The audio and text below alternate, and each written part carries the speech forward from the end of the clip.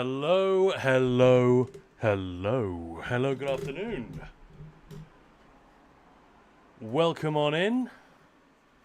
How's everyone doing today?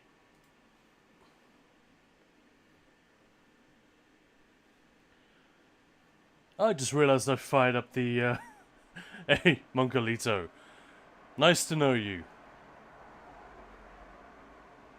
Just realized I fired up the live server rather than the PTS. Oh, what the hell.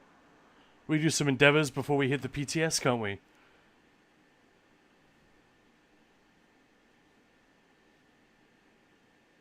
Simple Network, hey, hey, hey. How's it going?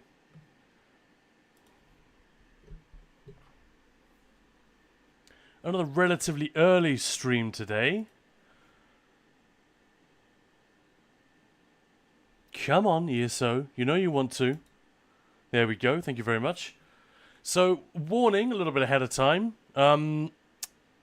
EU server is apparently experiencing some issues.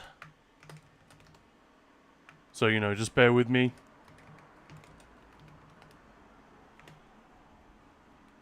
In case I'm stuck in a login screen or get kicked out or whatever. I mean, I've had no issues so far. But, it's a thing. Anyway, let's flip the screen and get going. Good buddy had ultrasound therapy yesterday, so sore. Oh no! Sorry to hear that. And hey Mossberg, what does that entail? Simple Network.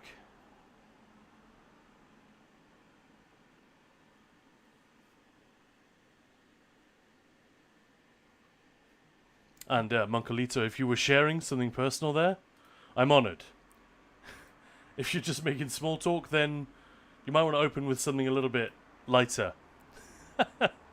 But welcome on in. For those of you who can't see, this is somebody on the YouTube chat who just posted 2 words. I'm gay. Nothing else. If I'm the first person you're telling, then wow. I'm reeling from the honor and the privilege. Hey, Mossberg, thank you. Game over, man. Game over. Let me just make sure all that audio is coming through as it should be. Because I don't think you guys heard that, did you? Shame.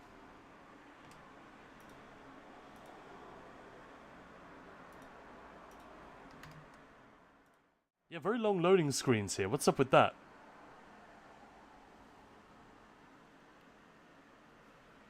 Achilles.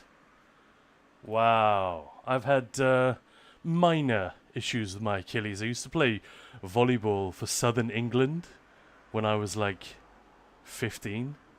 No, a little bit older, I guess 16. Let's go back a bit. And a little bit like tennis, there's a lot of resetting, you know, like getting back to 1. You know, you make a very, very sudden movement, and then you're back to 1. And then you do another very different movement. It's all very stop-start, and a lot of people get trouble with their Achilles and their knees and stuff like that. And even as a teenager, I experienced a little bit of that. My sister had a real big problem. She also played for a region of the UK. We both played a lot of volleyball when we were teenagers for whatever reason. But yeah, she had to be like benched for a few months because of heel issues. They put you in jelly and ultrasound your Achilles. Started to calcify because of the muscular dystrophy. Wow. Muscular dystrophy causes some of my tendons to calcify, increasing the chance of them popping. Yeah. It's a hell of a loading screen, right? I'm guessing we are experiencing here the issues that people have been talking about on the Ninja Pulse Discord, and people are going on the forums. So yeah, apologies, guys. It's not my machine. It's nothing that I did. It's nothing that you did. It's not your Twitch. It's not my Twitch. It's just some sort of infrastructure or third-party provider, I guess, between ESO's EU server and the rest of the internet.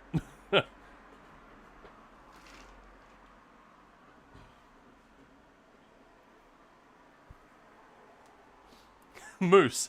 Wow. Wow. Okay, guys. Moose says, oh, by the way, I should greet you properly. Moose! I had a dream you guys got a camera.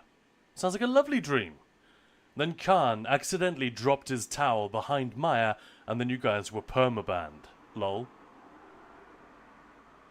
Yeah, it's been like that all day for me. I'll just suddenly get you in the game and you're good. Yeah, thanks Simple Network for the comforting reminder. A little bit annoying. And Ted Meister, hello! Hello, hello, hello. Fragonus, hello there! Welcome on in. I'm just going to keep apologizing, because I'm that kind of guy, sometimes, for the loading screen. Like, what the fuck? I kind of miss the day when Gina was just... her role has become more defined over the years, more specific. Siloed, I think, is what you'd call it if you're a management consultant. You know, she specifically deals with content creators and stuff like that these days, which is great, because we love Gina. But back when she was sort of general spokesperson for the game, it used to be a meme. Like, whenever something would go wrong, whenever you'd get stiffed, like you were dodge rolling an AoE and you died to it, or whenever your game crashed, or just anything went wrong, we just used to go, Gina! Gina! Or God damn it, Gina! We can't really do that anymore, because, yeah. It feels, it doesn't feel law accurate. Once again, Monkalito, I'm delighted for you. Very happy to hear it. And, like I said, you and I do not know each other that well. Stop telling me who you're attracted to. Like it's any of my business. But, you know, best of luck with it. Maybe start with something a bit more like, hey, that's a bit of a long loading screen. How are you doing today? That kind of thing. Maybe don't open with the whole sexual preference thing. I don't know. Or stick with it. You sound very attractive. Thank you. Alright. I assure you, it's completely misleading. Gotta roll with the punches, handsome. Yeah, indeed. Erin, it's gonna suck that you won't be able to stream in whatever attire you want anymore. What you mean, when we go on camera? I think I generally just wear shorts and a t-shirt. That's like my default. In the winter, I'll often do that LA thing. Is it an LA thing? I don't know. Where you wear a t-shirt with a shirt on top. With rolled up sleeves. I don't know why. That's sort of become my unofficial uniform when I need more than one layer. Which is pretty rare, to be honest. I'm a very hot-blooded individual. I don't know. It's got to be something to do with the metabolism. I'm always comfortable or a little too hot, whilst other people around me, especially women, are just freezing. Maya especially. I think a lot of couples have this, and like office politics often get triggered by this kind of thing. That the females in the office are getting chilly. Nicholas Grande just came in. What is going on? Don't worry about it. But welcome on in. Welcome to the show, which currently consists of a loading screen because the EU server is having difficulties. I've been assured by chat that this has just been happening all day. Once you get out of the loading screen, you're all good. This is just character load. So, but yeah, it's been going on for like 5 minutes. It sucks. But you guys have seen that, right? Yeah, Froggoodness, we did see the companion pictures. I loved some of those. They were great. No more naked drunk trials. Fix the servers, Khan. Wait, what? That's an LA thing? Sounds normal to me. How else do you layer up? I don't know. I think... Hang on, to be completely... Isn't the true LA thing, as they call it? Or do they? Fuck knows. I've never even been to the western coast of the US. Only ever visited stuff on the East Coast. But, what do? You got yourself a t-shirt, a long sleeve t-shirt, a short sleeve t-shirt on top of it, maybe then a shirt as well, and then a jacket. and they've got to be open so that all the layers can be seen. That's how you do it, right? Very complicated costume. Like one of Geralt's outfits from The Witcher 3. Chipioka, hello! And the Viking. Go after me there. How would you say that in Swedish? I'm sweating just hearing about so many layers of clothes. Same, man. Rough. Oh, come on. Come on, ESO. You can do it! Go after me there is exactly the same? Really? I'm never sure with Swedish. I find that with Swedish and Norwegian, at least written down, it's either almost identical to what I would expect from Danish, you know, a slight tweak. Or it's like bizarrely different. You know, unexpectedly divergent. But we would pronounce the letters. Yeah, exactly.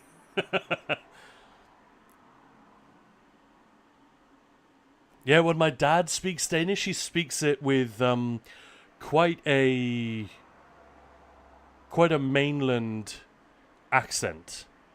Jysk, the Danes would call it. Sønderjysk.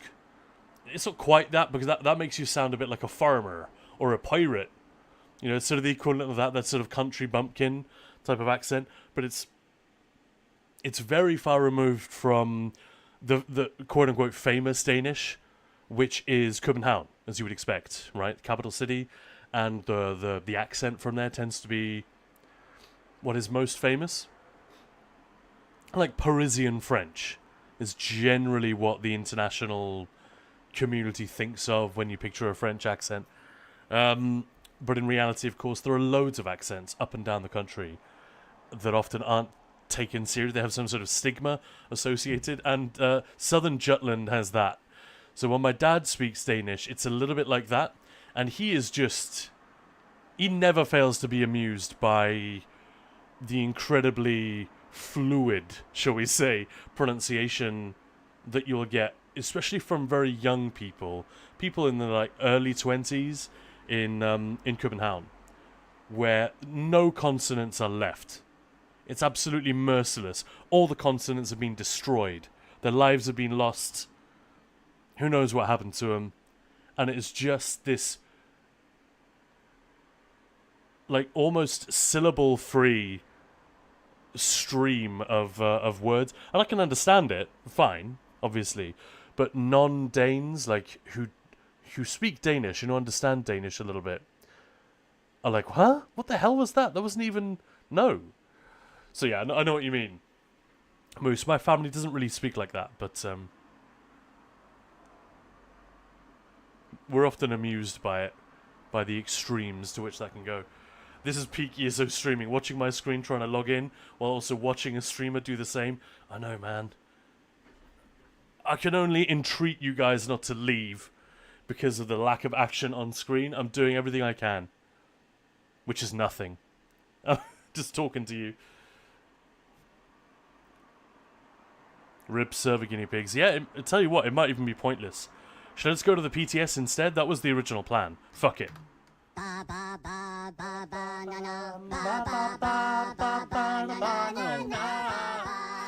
Enough about that. I'm very encouraged that you guys continue to use that drop. Alright, now I'm just gonna have to, like, force the game to shut down. So bear with me. Oh, there we go. Finally, let's try PTS this time. Ridiculous. Absolutely ridiculous. I mean, PTS is where I was headed anyway for the stream. I just thought, I logged into the live server by accident and thought, oh, what the hey, I'll do a couple of dailies or grab my endeavors, something like that.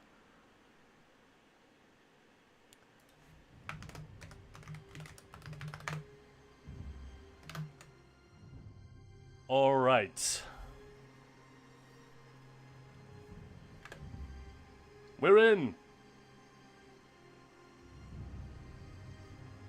Ted Meister playing some Skyrim today.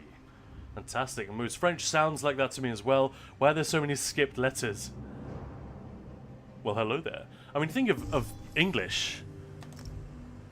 Think of words like thought, or like cough, bow, and though. I mean, what? There are so many skipped letters in this language as well. Doesn't make any goddamn sense. Guns and Raiders. If this is a PC, you probably go to PCNA. Well, yeah, I already went to the PTS. Have I seen the movie Sisu? Rings a bell, but no. Definitely not seen it. Epic movie. Need to go to the store soon. Stupid server's gonna come up when I leave. Yeah, through, yeah. Rip. I mean, it becomes worse when you look at English place names. Oh, let's just... Who are we kidding? Let's go straight to Solstice. And have a look, see what's going on there. I haven't checked it in a couple of days. It may have progressed. Who knows? But yeah, I'm continuing my sort of gentle poking and investigation of the Writhing Wall event. I have almost got my feedback document finished for Zos.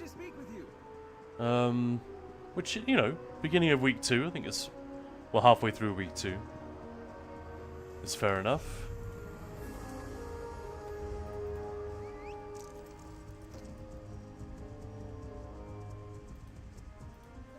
So the other day, I did inadvertently spoil a little bit of the story here. I love this guy, by the way.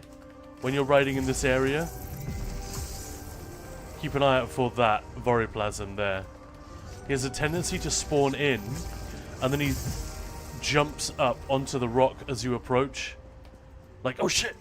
They're coming, I better look busy. How's Maya getting on? I think her leg is a lot better. She's barely even, like, yesterday you could really see it in her walk, you know? The slight limp. But she got up in the morning and was sort of stretching it out and going, you know what, I can barely feel it. So I just had to say to her, like, well, please be careful. Maya is a bit of a nutter. She will do that thing where, I'm not sick, I'm not injured, and just carry on doing everything she would normally do. I'm the opposite. I don't really understand what man flu is. That is a British concept that I've never really managed to wrap my head around. But when I get genuinely sick, I tend to just say, no, I'm going to go to bed. I'm going to have like a hot curry. I'm going to wrap a t-shirt around my neck like a scarf and go to bed and get better as quickly as possible. Maya tends to be the soldiering through type. So yeah, I was instructing her, do not take any risks, don't lift anything too heavy, get someone else to do it, or at least take it very slow. Help the war effort. So yeah, each time we progress the sort of the quote-unquote story, it just kicks you back to these dailies.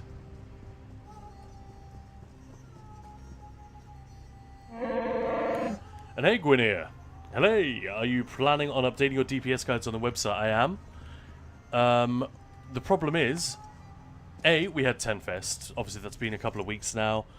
So I was working on those. And then, around about the same time, Zos announced Update 47. I'm literally in Update 47 right now on the public test server, obviously. It's not going to go live for another month. But a month is not a long time. And the builds, some of them are going right out the window. So I don't really know what to do. It seems dumb to go through all that work of updating everything just for the devs to pull the rug out from under all of the builds that I've made all over again. Even the PTS isn't stable. Like, we've just got... What I'm playing right now is definitely not what's going to go live, because we just had that forum post 2 days ago. I've released a video about it yesterday. Go and watch it if you haven't already. It's not just one of those clickbaity, Zos did a thing, here am I, I'm going to repeat it all for you. No. I actually break down like what it means, remind you what the changes were in week 1, why they were causing backlash and so on. So it leaves me in an awkward position where as a content creator, you often get the sense of, well, I better make these guides quickly because the devs are going to change stuff soon.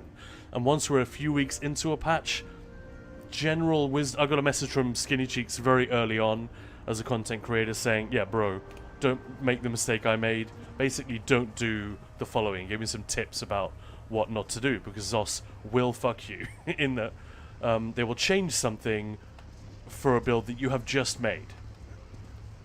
And all of that work will be for nothing.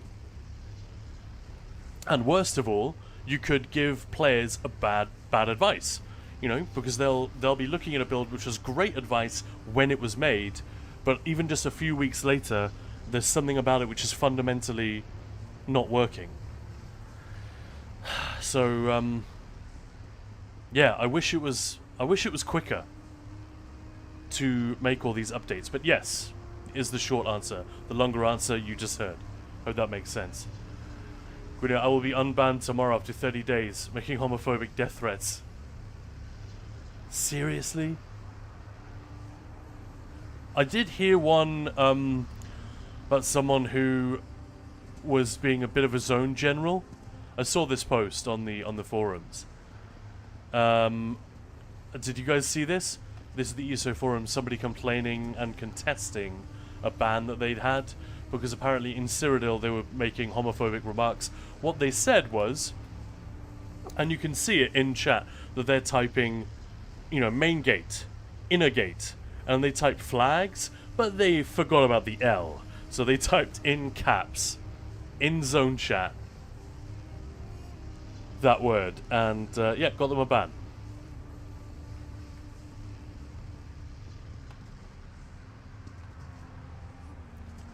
But very, very difficult to prove that that's not what you meant. And I think it's literally not the first time that's happened.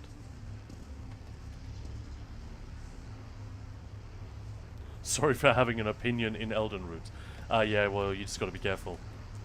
Because studios who are responsible... They, at the end of the day...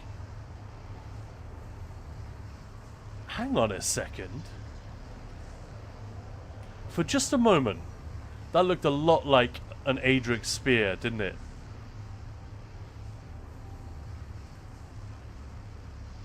It suddenly had that shape in the middle. Yeah, it's if you angle the camera just right, it sort of breaks up a little bit. I don't know if you guys can see that on stream. But doesn't it look like a Templar spear? If I angle the camera just like that? It obviously isn't. But yeah, they're always going to cover their asses from a legal point of view. It's not worth the risk of them ever being accused of allowing hate speech. It's just such a... It's one of those things where we ought to be able to just use our common sense, but we're not allowed to because the law can't deal with things like common sense. So if you're a studio with something to lose, you just go all in on the... what should we say? The full throttle system of bans and covering your own ass. And if it were my responsibility, I would implement something very similar, I'm sure. But it does suck when people get banned for minor things or for things that aren't even real. So Gwynir, I hope that answered your question. You're saying, yeah, it seems like a waste of time. But here's another question. Are you planning on making a general subclass DPS blueprint or lean more towards a single class stuff? Both. What I want to do is to keep and update all of the Magical Sorcerer, Stamina Sorcerer, Magical Nightblade Stamina, all of those. But they will have to be a lot simpler. It'll basically be a trash setup and a single target setup, and probably that's it. If you're lucky. Or maybe not even a trash setup. I don't know. It depends what I have time for. Because what I was trying to do was to have... And I was like halfway through this when Zos dropped the subclassing bomb. I was halfway through a massive overhaul of all of our guides, making them much more in-depth, giving them... Like, here's your single target setup, here's your beginner setup, here's your cleave setup, here's your trash setup, here's your Alkosh setup, blah blah blah blah, all this kind of stuff. And I was even going to add solo setups to it, and just give people a genuinely awesome reference point for, well, for everything, until they're at the point where they're comfortable just, you know, choosing their own bits and bobs. But we just had to throw all that out the window. There's no point doing that when, yeah, the whole meta is going to come crashing down. How long is the flag typo? I think it's 30 days. I forget. I saw a screenshot posted of it. I don't know if the guy is telling the truth. But it seemed perfectly plausible that it was just a typo. And Gembitsky Matvey, hello, hello.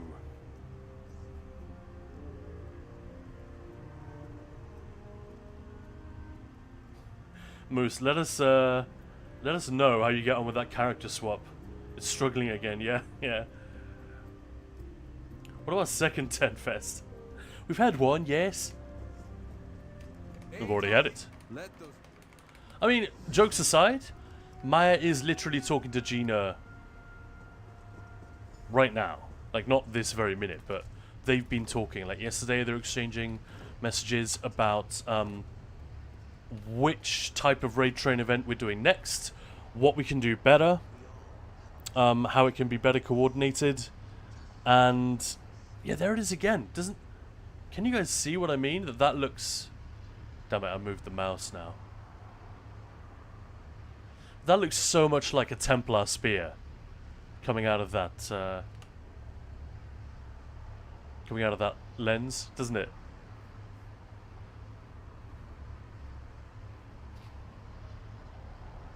So yeah, Gwynny, I hope that answered your question. Yeah, Guns and Raiders. You don't need that kind of pressure. Shelf life is not worth it. So Lynn's just an Arcanist attacking the writhing wall. I mean, it is the same effect, actually, isn't it? The sort of, Oh, you can't move the camera when you're beaming. Yeah, it looks like the same effect at the end of the beam, doesn't it?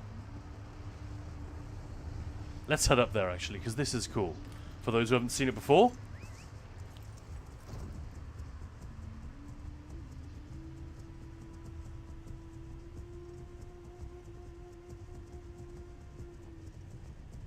Still running around in Order's Wrath and Tideborn. Yeah, exactly.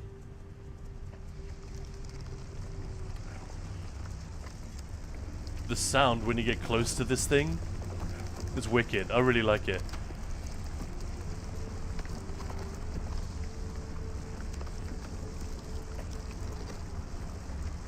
And again, Maya and I watched another very, very violent movie yesterday. That's sort of been our thing recently.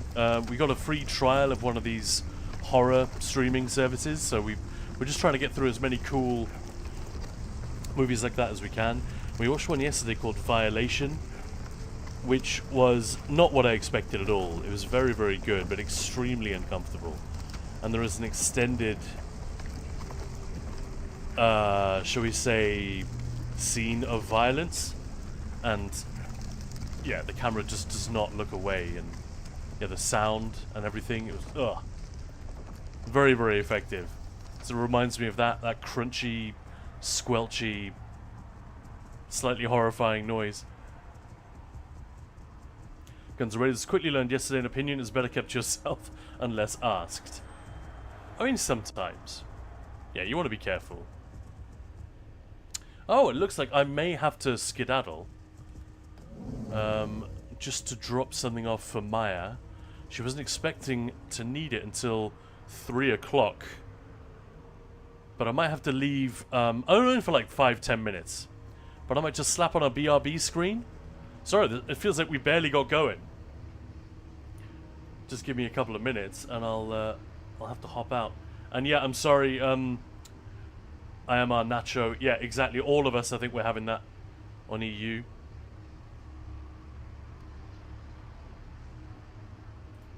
Erin, what were you saying? Here's your single target setup beam. Here's your trash setup beam. Here's your solo build. Why was that? I guess the word trash.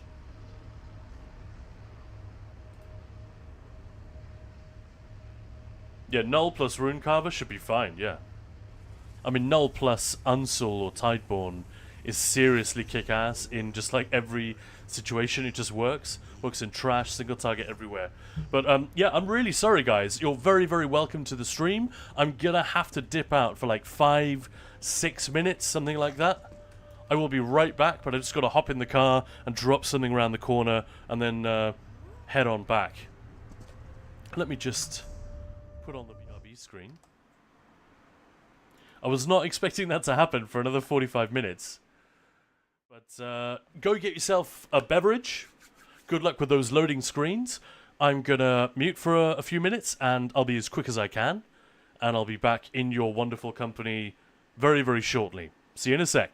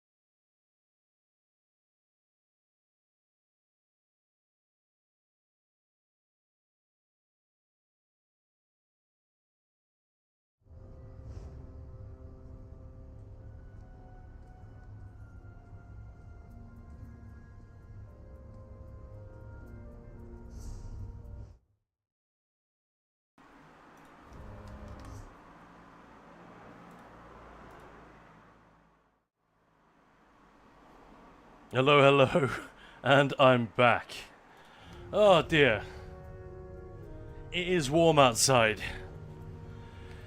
And apparently my duties now include chilled delivery. Yeah, they introduced a new type of mount. That's so cool. Yeah, you've not seen this one. This was on PTS in update 46. So months back. Let me show you the coolest thing about it. I'm sorry everyone who's already seen this. And thank you guys for indulging me as I went to drop off some stuff that Maya needed. I hurried back. So swimming mounts are being introduced in update 47, and this mount, which we don't know when we're getting, this is how it swims. Tell me that's not the best thing ever. Look at the little trunk. I love how its eyes look slightly fearful in the context of it being underwater. Of course, they're exactly the same as when it's on land, but there we go. That's the mammoth mount. Erin, Automod hates me. Try to say, well, thank you for that. I just saw that. Vezok, hello! Sorry I wasn't here when you arrived. After some frustration, I actually managed to build my first PC. I feel like Obi-Wan in this moment. You know, just putting my hand on your shoulder. You've taken your first step into a larger world. Congrats! Does it look sick, or is it all about the performance for you? I'll confess, mine is a bit of an RGB nonsense machine. Currently, like, horror movie green. Like Borg green. Just every single light that can be turned to green is all the way. Guns N' Raiders, congratulations. Hope it runs smoothly. Have a great many years from it. LeBro, hello to you as well. Sorry everyone who arrived while I was away. Loving PC jargon.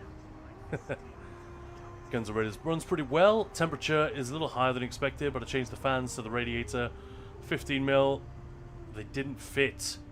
Waiting for Windows to install. Nice. So yeah, you were on PC, but it was a laptop, so not really.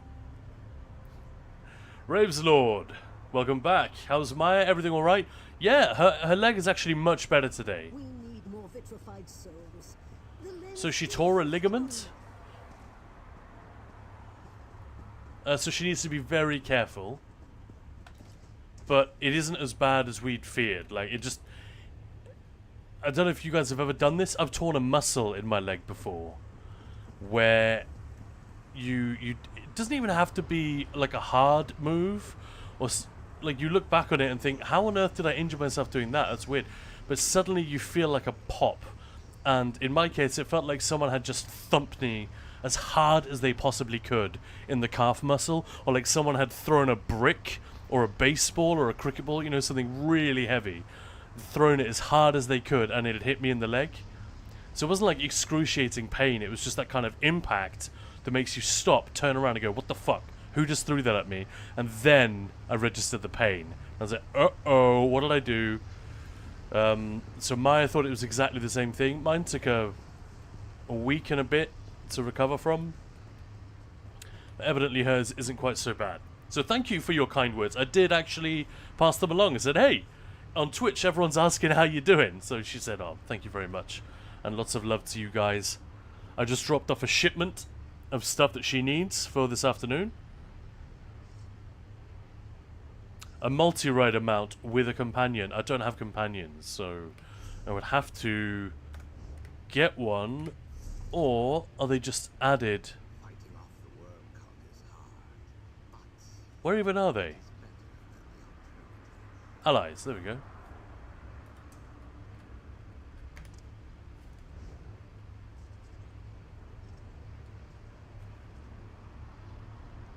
Arrival, anticipation.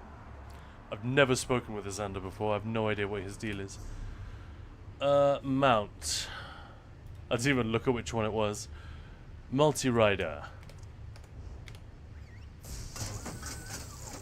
How pleasant. Drive on, cohort. He calls me cohort? the fuck is with that? Oh, we're gonna struggle to be friends, buddy, if you call me like that. That's weird. Tell us more about it. What are the stats? Yeah, we're nerds, Vezok. Give us the deets. Yeah, Aaron, no lights in the PC. That's probably the classy way to go. I gave in. I was weak.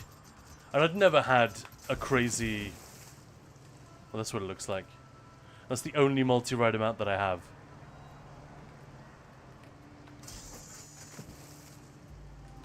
I don't think I can buy any others. No,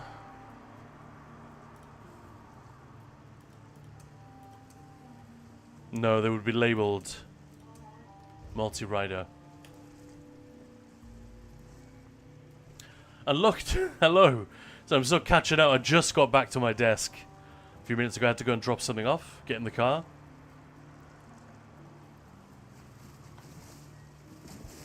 Welcome to the Divines. Right, Azander, you can fuck off now. Although I guess I've never played with a companion, so may as well just leave him out. But say hello to Lucht, everyone. Gracing us with his presence once again.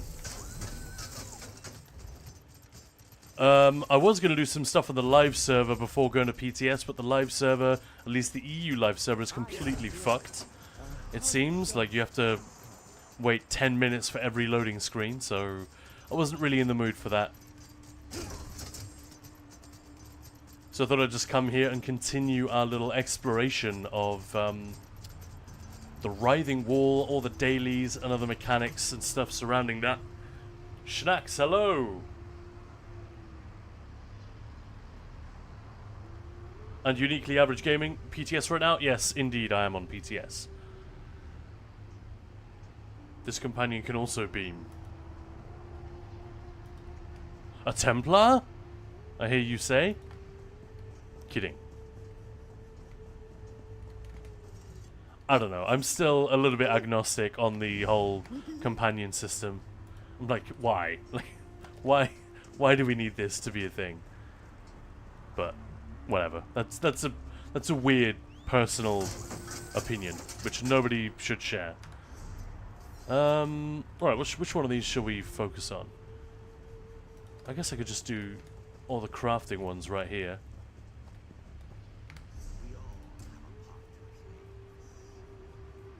Look, just got home yesterday, was still on tavern-related vacation. Yep. And the first thing that happens is ESO servers are dead. Yeah. I don't think they're completely dead. They're sort of crawling around like a multi-dismembered Terminator. There's still just a flickering red light in the eyes. But yeah, basically, it's just a matter of time. Belorda, I don't know where she got this, but she posted in our Discord that Kai Schober had... So this is the Bethesda DE rep. He said something about the server isn't... There's something about the infrastructure or the service connecting the server to the internet, basically. So it sounds like it might even be a third-party issue. It's not something that ZOS can control. Yeah, I can log in sometimes, but any loading screens, forget about it. Yeah, same. This is why I skipped the whole live server thing and just went to the PTS. Fine work with a polished touch, comrade. Yeah, so this is one thing Wish I could charge into I'll be battle and curious try about. out one I of these guess... axes Yes, myself. shush. But a smith's hammer fits Honestly, my I wouldn't mind a hand mute better button, either. Still, Replay dialogue, cut down mute the contest dialogue. for me, huh? Anyway, but that's just a streamer thing, probably, isn't it?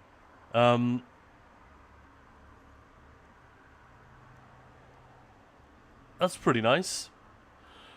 Glorious writhing blacksmith reward coffer. I mean, if I'm earning a coffer, the last thing I want it to do is writhe. You know what I mean? Imagine Amazon bring a package to your door and a terrified courier hands it over, gets your signature, and you're left like with a writhing parcel in your hand. Ugh. Weird. But yeah, contains blacksmith crafting materials, writs, surveys, has a high chance to contain rare cosmetics, pets, and a new house. What? like what? And then the writhing wall progress, which is obviously hidden because the rules for progressing the event are not the same on PTS. So I'm guessing they've just left that Good swords, undefined. Best to put your newly glorious. EU servers are still kaput? Yeah, Zanzion, I'm afraid so. Or at least, 10 minutes, 50 minutes ago I couldn't log in. Yeah. Vezok providing us with some juicy deets there. Could have gone higher specs, but I still game on a 1080p monitor. Couldn't be asked to upgrade that.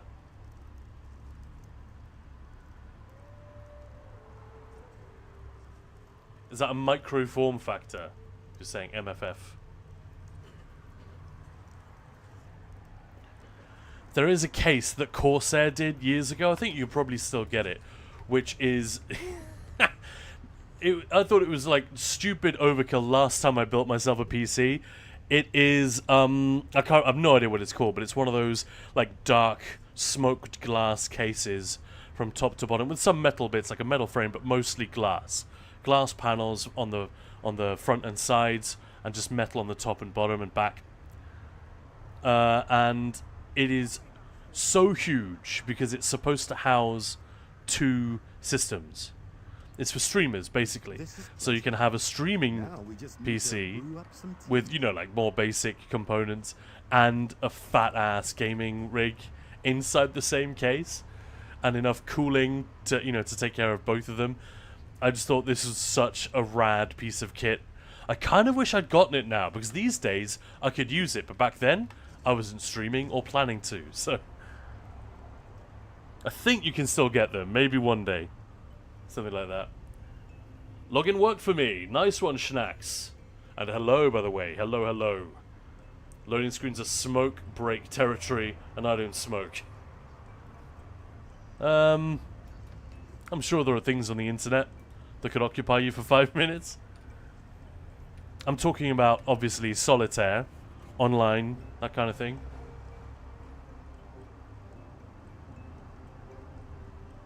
Oh, you meant thickness. I gotcha, gotcha. Alright. What do we want? We want Jax. Where's the clothing station?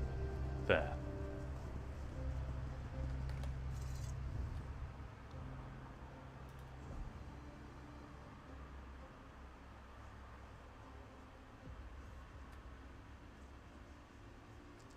Two of those.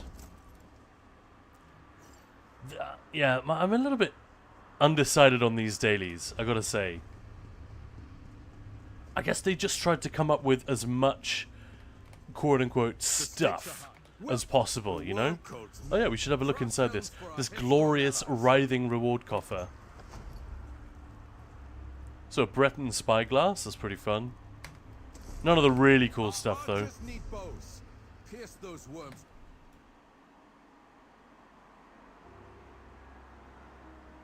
Pretty neat furnishing with a little anchor motif on it. Well, I chose watching the stream. Our archers need bows. Schnacks, I'm flattered. Good sword. Some of our soldiers are getting impatient waiting. Feels like my brain is cooked because I started this build on Tuesday night and finished it 3 hours ago because different things came up. Needed to go buy smaller fans, for example. And for some reason finding slim fans close to me is hard. Yeah, you don't want those thick fans. Who do you think is the thickest fans? Interpret that however you like.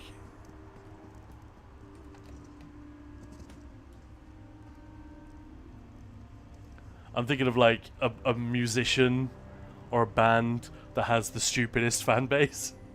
The thickest fans. But yeah, I suppose you can interpret that in a bunch of ways. Infinity, hello there! Hi, do we know if there are any achievements associated with this event? Yeah, we do. There are a whole bunch of unique achievements, titles. There's a unique pet and a mount that you can only get from doing this.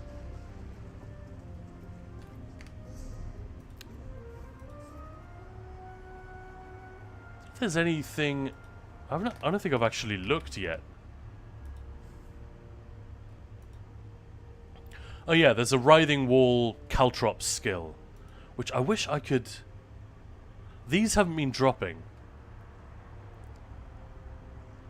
I don't think. Shards of Writhing Bone can be found in Writhing Wall daily quest coffers. Haven't had any of them. Haven't had any of these either, and I've done plenty.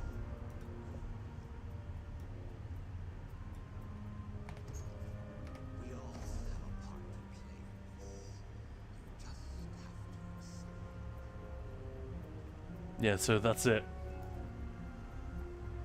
Your inventory opens up really different than mine. I have add-ons. That's probably all it is. Just a UI tweak. If I turn add-ons off...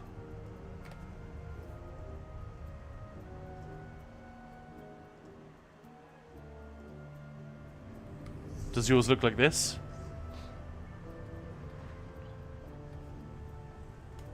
I mean, it's a 4K. I'm playing in 4K. Obviously not streaming at 4K because Twitch doesn't really allow you to do that. Not properly. But that's one reason. And then the other reason is this add-on called Perfect Pixel. Which, honestly, they have to sort out the Golden Pursuits panel. Like, that's really dumb that it starts down here. They haven't figured out a way to use that space. But everything else is great. Oh yeah, and when you get these images like that, they're stretched. It's a bit of a shame. What's the name of the add-on? Yeah, so that was that. Perfect Pixel. Where is it? Perfect Pixel right here. These are all the add-ons I have running on PTS. I should really update them, but I can't be bothered. Thank you for checking. I'll probably also get PTS before it drops so I can figure out if it's FOMO or not. I mean... yeah. You can only take part if you have Seasons of the Worm Cult. I guess that's why you're asking. Because you may not have it yet. I don't know that it's going to be a huge thing.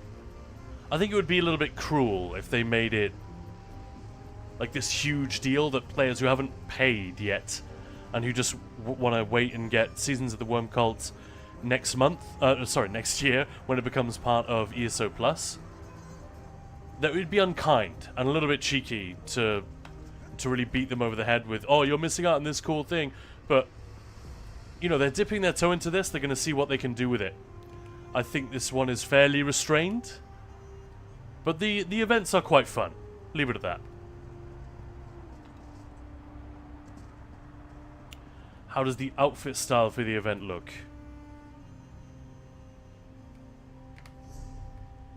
Honestly? I think we had a look at it when PTS dropped. I've already forgotten. Yeah, Worm Writhe helmet. I think it's got like cool built-in glowing effects. This is a terrible character to showcase it, to be fair. Because he's really skinny and small. But there you go, that's like a vanilla undyed version. So it's pretty badass. Have we got like a chunkier character we could look at?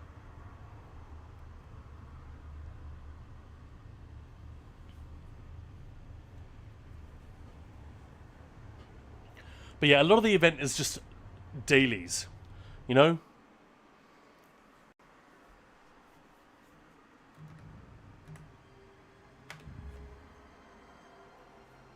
Let's have a look at this guy.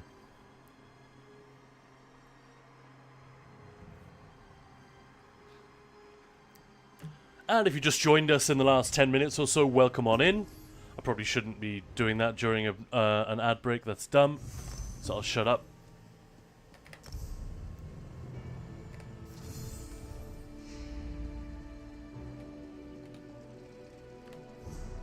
Oh, he's still in his, we must have been questing on Pete, or like, why? Whatever. Outfit styles. Writhe. Oh, really? I can't preview stuff? Just...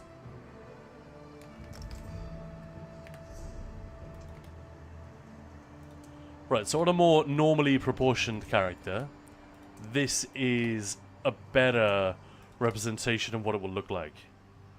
Yeah, not bad, Kircho. Definitely worth the grind the event for it. Yeah, I mean, if you've got Seasons of the Worm Cult, definitely get involved with the Writhing Wall. I think it's going to be a lot of fun. The encounters are a little bit easy so far. Like, they're eminently soloable, even in a very, very squishy setup. There are weapons as well.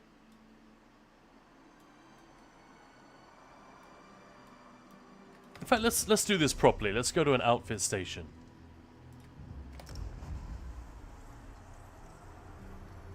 But whether or not it's worth, like if someone hasn't bought Seasons of the Worm Cult yet because they weren't persuaded by the trial, the zone, the story, access to new mythics, all of that jazz, I don't know that Seasons of the Worm Cult, sorry, the Writhing Wall is going to be like a game changer.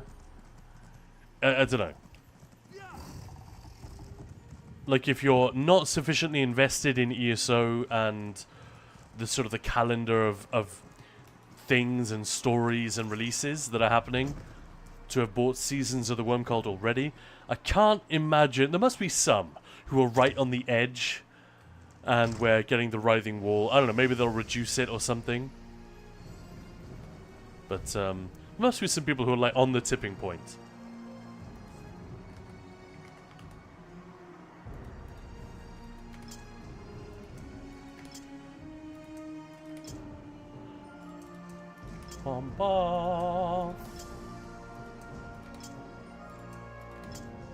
Alright.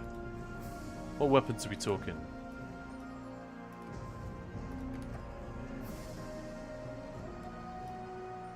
I think they could have given the weapons some kind of effect. Because that's the issue. Like, if anyone has any of the monster set weapons, they're so freaking cool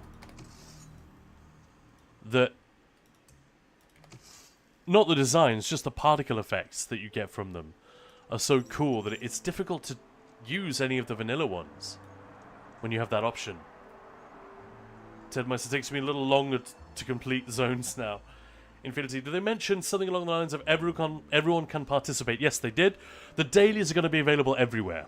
What you won't be able to do, there are like 5 dailies or 4 dailies, and I think most of them, 3 out of 4 or whatever, it's all bar 1, you'll be able to do everywhere. The only thing you won't be able to do is attacking the Worm Cult incursions, defending the camps, and there's a sort of a story, and I put air quotes around that, story, that goes alongside it. And you can, you know, as the wall, as progress is made, you can unlock little snippets of story and get to meet certain enemies and, yeah, shed light on what exactly the Worm Cult are doing.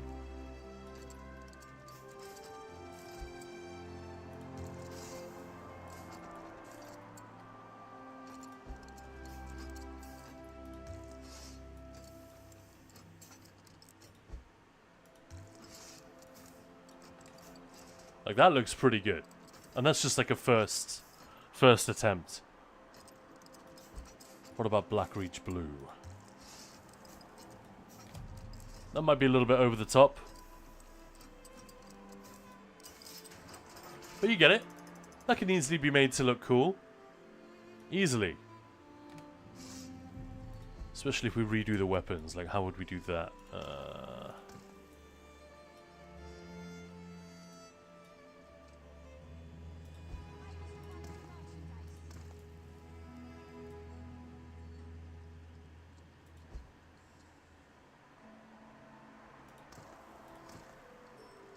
Eggbirds, thank you so much for the sub, man. How are you today?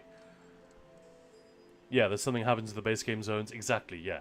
So those dailies are going to be available everywhere, I think. They don't seem to be currently on the PTS, because I guess what they want us to do is go to Solstice and test them there. But yeah, that is the new style that you can get. So there are reasons to do it, I would say. But it's not like people who give it a miss are going to be missing out on the most amazing stuff ever. Not really.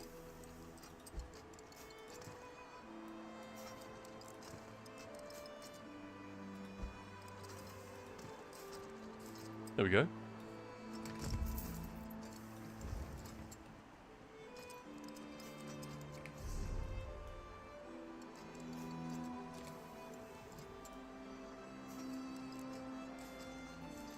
Pretty good. I just have everything Thalmor black. I mean, I can revisit Solstice once I'm finished with base game zones. I think once you've done the main story involving the Worm Cult, Manamako, Molag Bal, the Five Companions, then you're ready for Solstice. It kind of makes, you know, and Cold Harbor and all of that stuff. They've written it quite cleverly so that even though there is some satisfaction in doing it all in release order, if you don't do that, it doesn't really break anything, you know? Oh, the maul is actually pretty dope. I like it. What about the mace? Yeah, I think a lot of people are going to be using bits and pieces of this set. Of this style.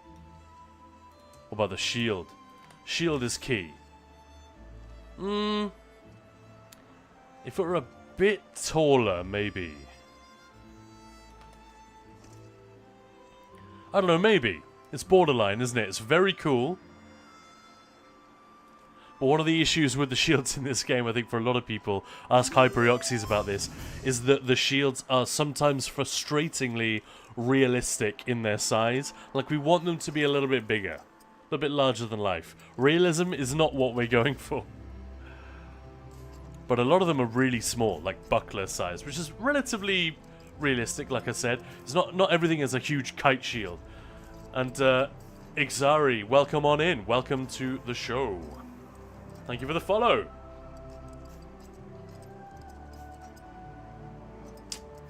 I'm making a Dutch color palette for your character this time. No. Sorry, I missed that. Petrified War, hello, hello! Ah, Safety Walks, thank you very much for the hydrate. Don't mind if I do. Everyone, if you've got a beverage in front of you, take a hearty swig. Unless it's a freshly made coffee, in which case, take a cautious sip.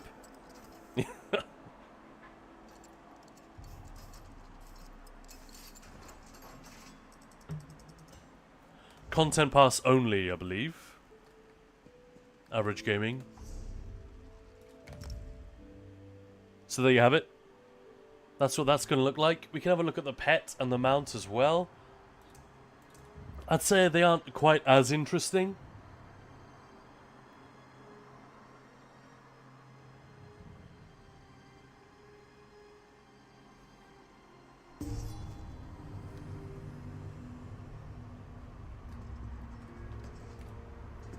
Well, let's continue with this real quick.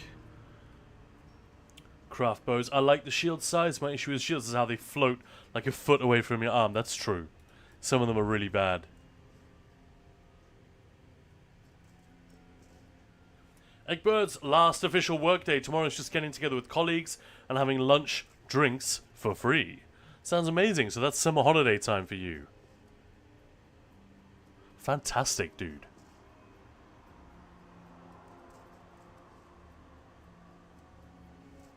Three bows, thank you very much.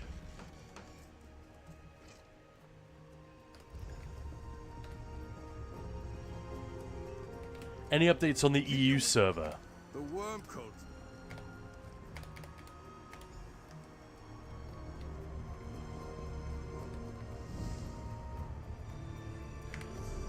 Oh, why on earth did they change this thing?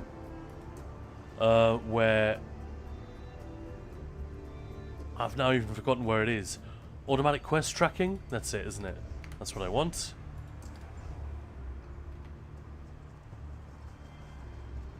Yeah, login screens, yeah. Changing zones, infinite loading screen. Thanks, Zanzion. Or Zanzion. That sucks.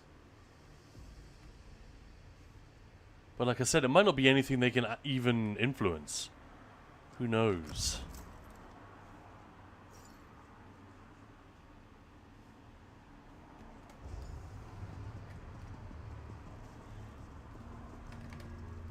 So I guess this is what people will do if A, they really want to help their server get through the wall first, and B, if they really want a chance to get those fragments from the reward crates.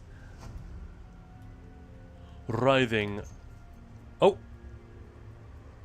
No. Oh, there we go.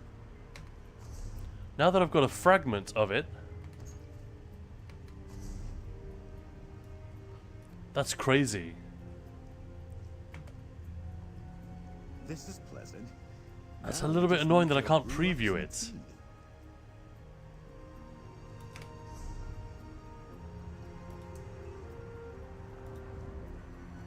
Hey, I can preview it.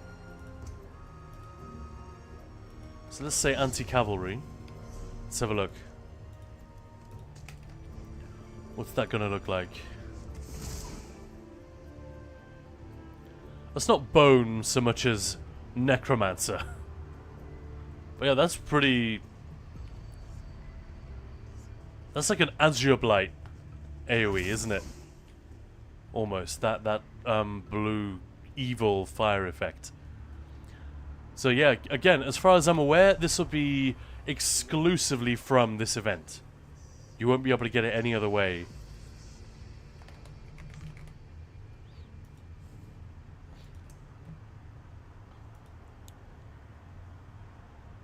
So I think this one will be available to everyone.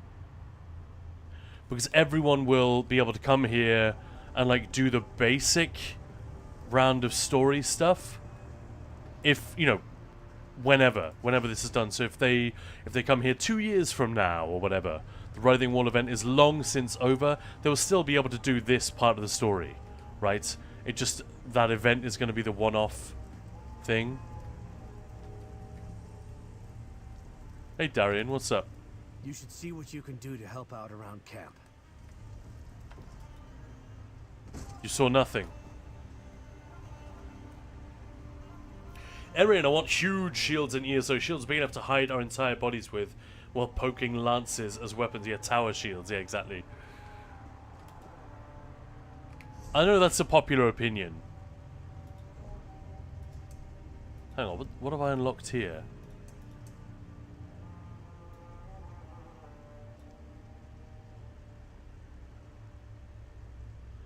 Okay.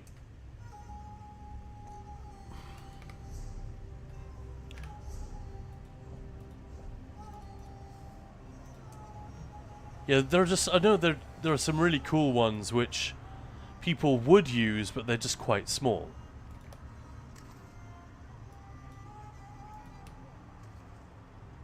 Like Troll King is actually a good example. I know this is the opal one, so it's ugly as hell. But the original one, the Crown Store one with the green effect on it, is really nice, but I think people would prefer something like this. Now this is nice and big. Chunky. Ice Heart is another example.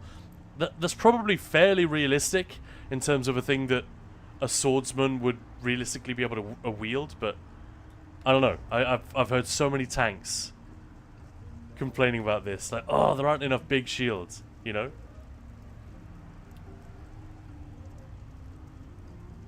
Yeah, Petrified War, like we're saying. Not realistic. Not the type of shields that you would use in sort of one-to-one combat. But they just look fun.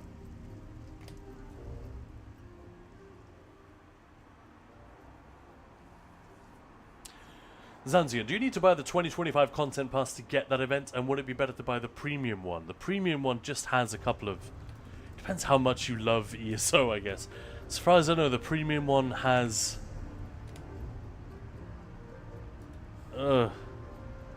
what's it got?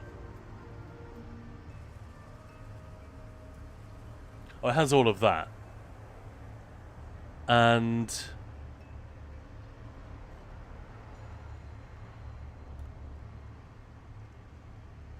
doesn't it have some sort of... I'm sure there's like a... or maybe that's pre-order. Shoot. Yep, sorry, maybe there were some pre-order bonuses as well. But no, it looks like there's no difference, basically. Except, you know, unless you don't have all this stuff. In which case, great.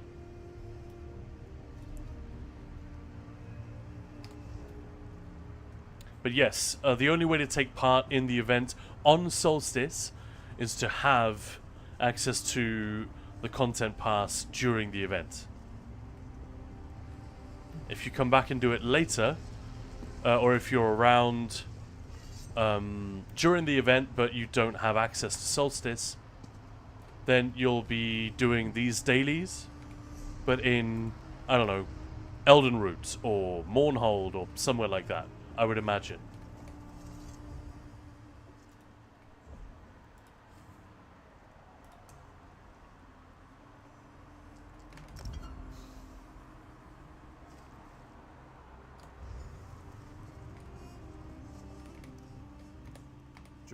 Let those three.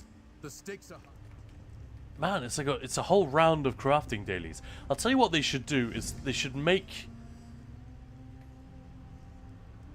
I don't know, they should give the rewards that we get from crafting dailies for these as well. Then I would gladly do that here, if it's 2 birds with 1 stone. But if I'm doing crafting dailies and this stuff, apparently I can't do that one. We're not going to worry about it.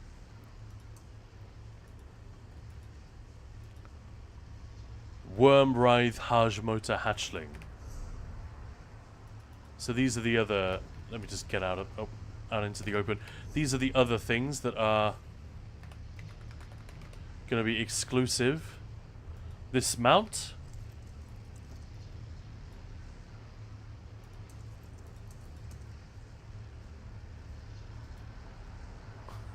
It's kind of cool. And it does have that crown store mount effect. And this little guy. In fact, I haven't collected. I should just equip both of these. Does the pet do anything cool? Leaves a little trail behind him.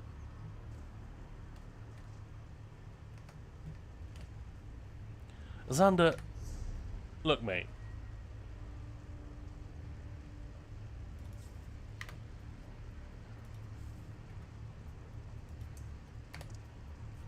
Get lost. Do you know what I mean? It's not, they haven't gone crazy with mounts and items that are going to cause major FOMO, but I think they'd also get a little bit of a backlash if they did try and do that. You know what I mean? People are like, oh, it's shameless. I'm not sure that I would agree. I think, you know, they could probably just go for it. But I do appreciate that a lot of people just want to get this stuff via ESO Plus, and for them that's more than enough to pay for a live service game, and I get it. I definitely get it. I don't think the pricing is particularly competitive.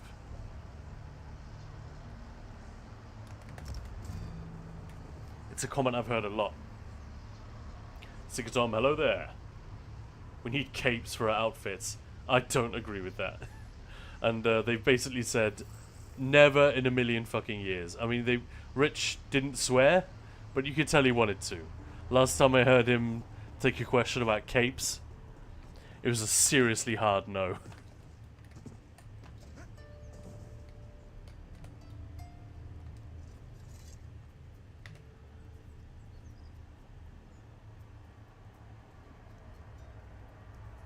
It could make for some cool action shots. But they could also get incredibly annoying. And silly. Like, this is not a Marvel MMO. Why would anyone be wearing a cape unless they were an idiot and trying to show off their rank? I don't mean the player, I mean, you know, if you think of, like, characters in these settings that would be wearing capes. Oh, but I know what you mean. They do have a certain drama and flourish to them. And they can look very fun. A shield slider, yeah, exactly. Easy fix.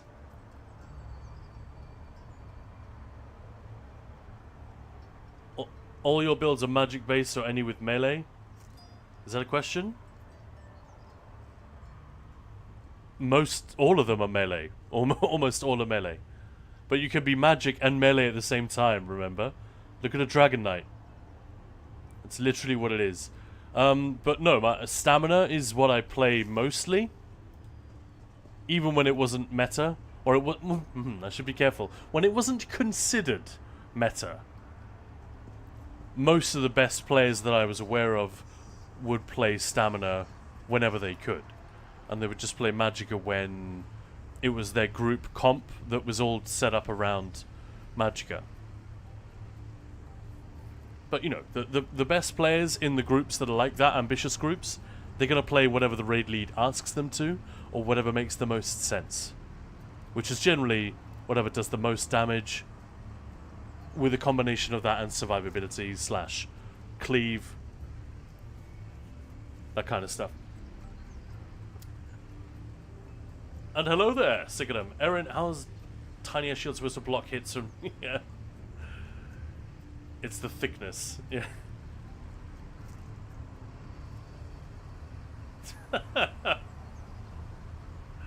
Pro adventure tip. Do not wear capes into Emma Ruins. Fear the gear. Yeah, exactly. It's like wearing a tie when you're surrounded by shredding machines in the office. It's not a bad idea, bro. I mean, not a good idea, bro. We've all been there. Is there literally a scene in a horror movie where someone's tie gets stuck in a shredder? I can't remember. It's definitely a thing. Lucifer, hello there. Just imagine the character having to keep pushing the cape aside while fighting to avoid getting it stuck to the sword. Exactly. It's such a pain. But they do look fun. Like when you play Horizon Forbidden West or whatever, and you see her cape fluttering around as she's doing stuff. And that's more of an overcoat almost. But yeah, I think superhero movie fans are more likely to be attached to the cape thing, or people who loved other games. There've been plenty of other games and MMOs in particular that have had capes. Let's see if they fixed this thing. They said they did. So defend a siege camp. There's one in the south which is being attacked. Let's fucking go. I kind of like this mount, actually. That is a subtle but fun effect. Like if you get yourself, I don't know, an Argonian Necromancer. Or just a Necromancer.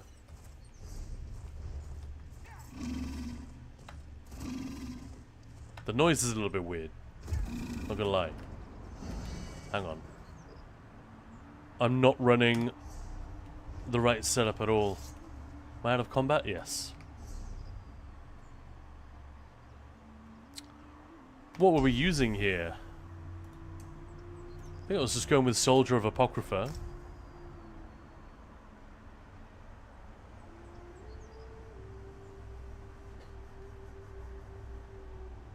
And what? Yeah, Gravelord. No banner, thank you very much.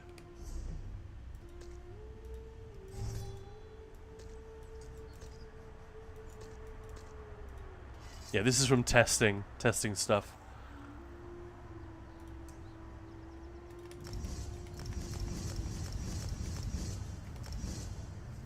These enemies actually do hit kind of hard, so I do want to make sure I'm somewhat up to it. Unnerving Boneyard, and I guess the other ability was just camo. And that'll be Siphon.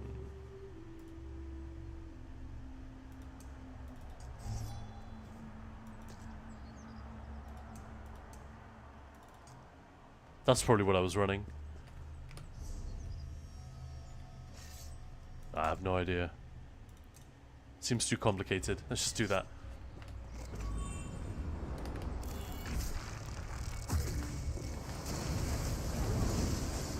Norton! Is the wall event coming August 18th? That's only the dungeons. Only the dungeons. You're absolutely right. We don't know exactly when this is coming, but it's in October. Mid to late October, I think. And here you'll see what I mean by being able to solo these. Think how many players there will be.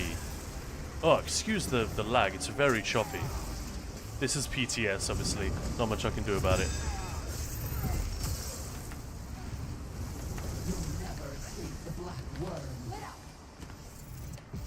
So I'm very, very squishy here. I basically need... Yeah, I wasn't prepared for that. Because I just realized I had the wrong food. I was trying to swap food mid-combat, that didn't work so well. But yeah, when that last wave arrives, if you're by yourself and not like very tanky, I think it's a little bit worse than it looks because of...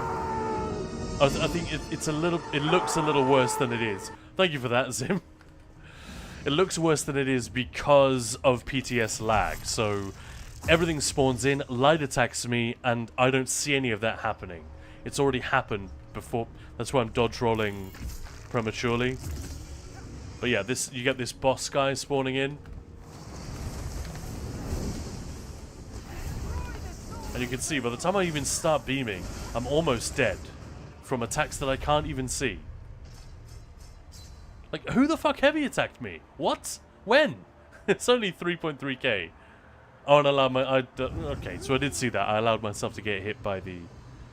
But yeah, you can imagine, like... There are going to be so many players here. These guys, that you're not even going to see any of these attacks. They're going to spawn in and fall over immediately. So if you've been here in the last few days, the last week or so, we have talked about this a bunch. How, That's it, man. Game over, man. we're Game hoping over. there's some kind of What are we scaling. gonna do now? And the What more are we gonna players do? there are... Man, I have that way too loud. I can barely hear myself think. So again, yeah, if you stand too close to them,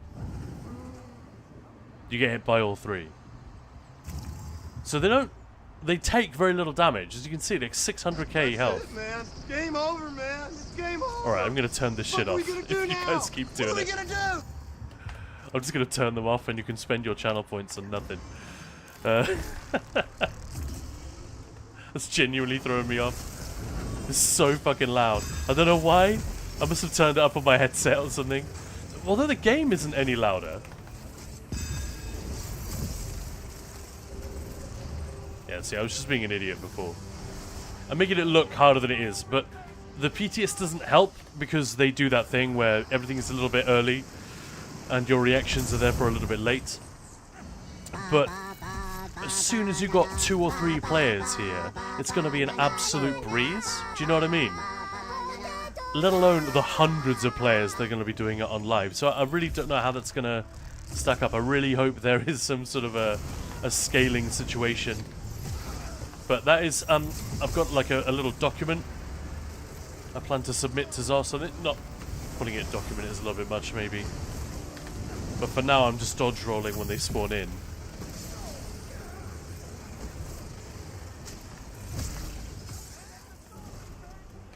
Oh! Look at this.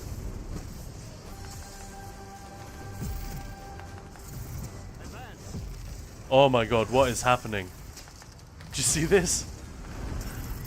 Those beams that you see me firing are about 2 seconds after they've been pressed.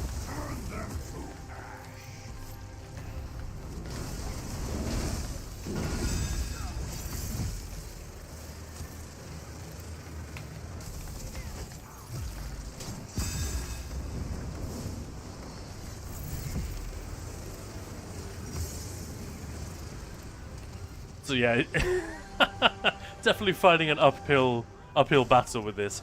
All right, let me turn the volume down like 1,000,000%. Hang on. All right.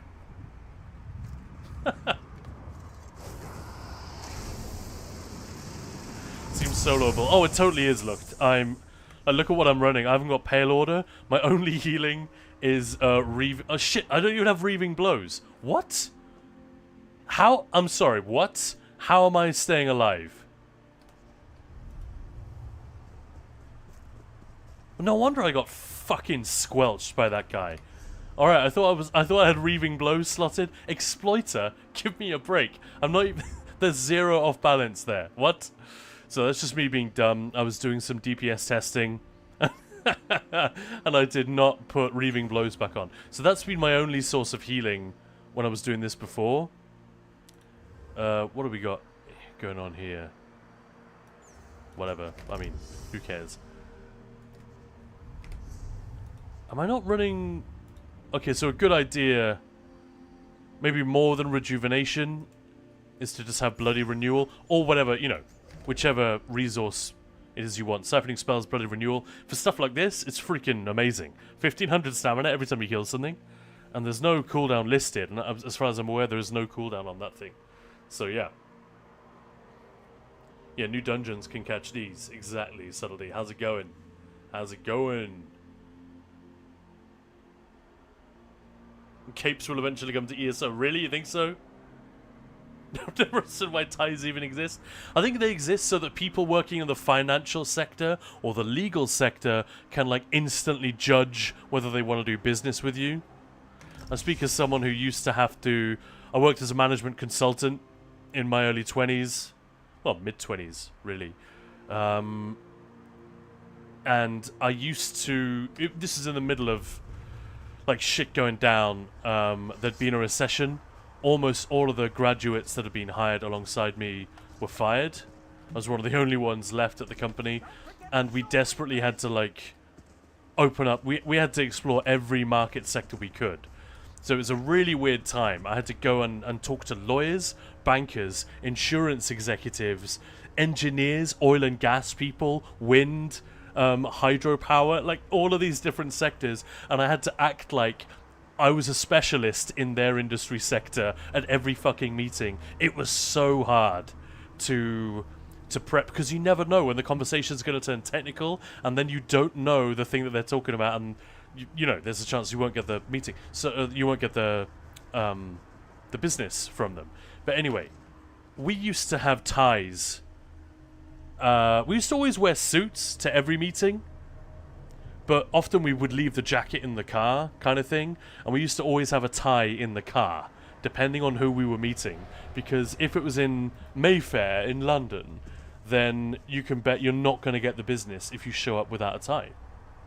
If it's like a person, if it's like a, you know, an old white guy in his 50s with a pinstripe suit and you're not wearing a tie, I don't know if that was, you know, that's a while back. We're talking like 10 years ago, so I don't know if things have moved on from then. I would imagine they probably have with remote working and whatnot. But there were certain sectors that were extremely conservative / silly when it came to this kind of thing. Like, you couldn't have beards. They would have an unofficial company policy regarding beards. I don't know how they got around that.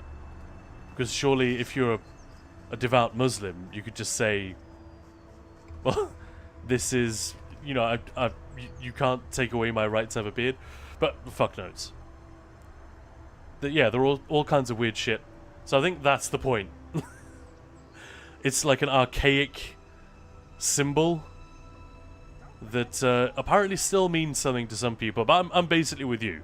Look, literally there was also the other way around. Like, there were certain people, like in the oil and gas sector, if you show up wearing a tie, you're probably less likely to walk away with the handshake of done deal, you know what I mean?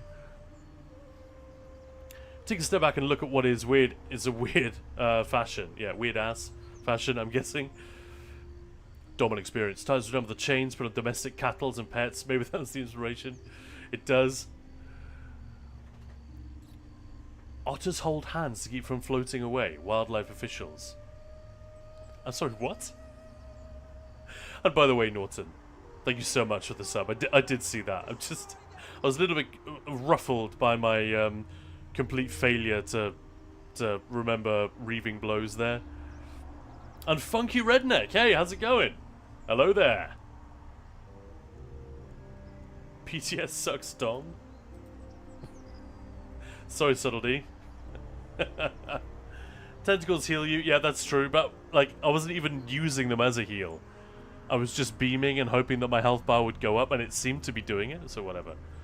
Maybe it's the heals coming in super late.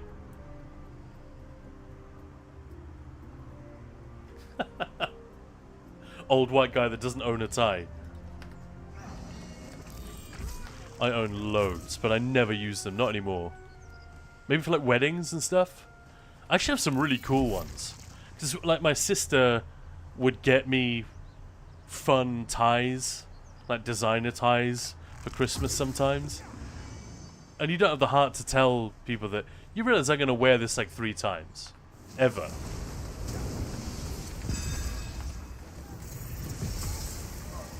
But yeah, I do not miss. There are some things like the company car and all that kind of stuff which I wouldn't mind having again. Twitch can give me a company car, or YouTube. Ninja Pul's got to get a company car. But yeah, I'm very glad not to have a quote-unquote square job, because my old job was very, very square indeed. That should be a mini-boss.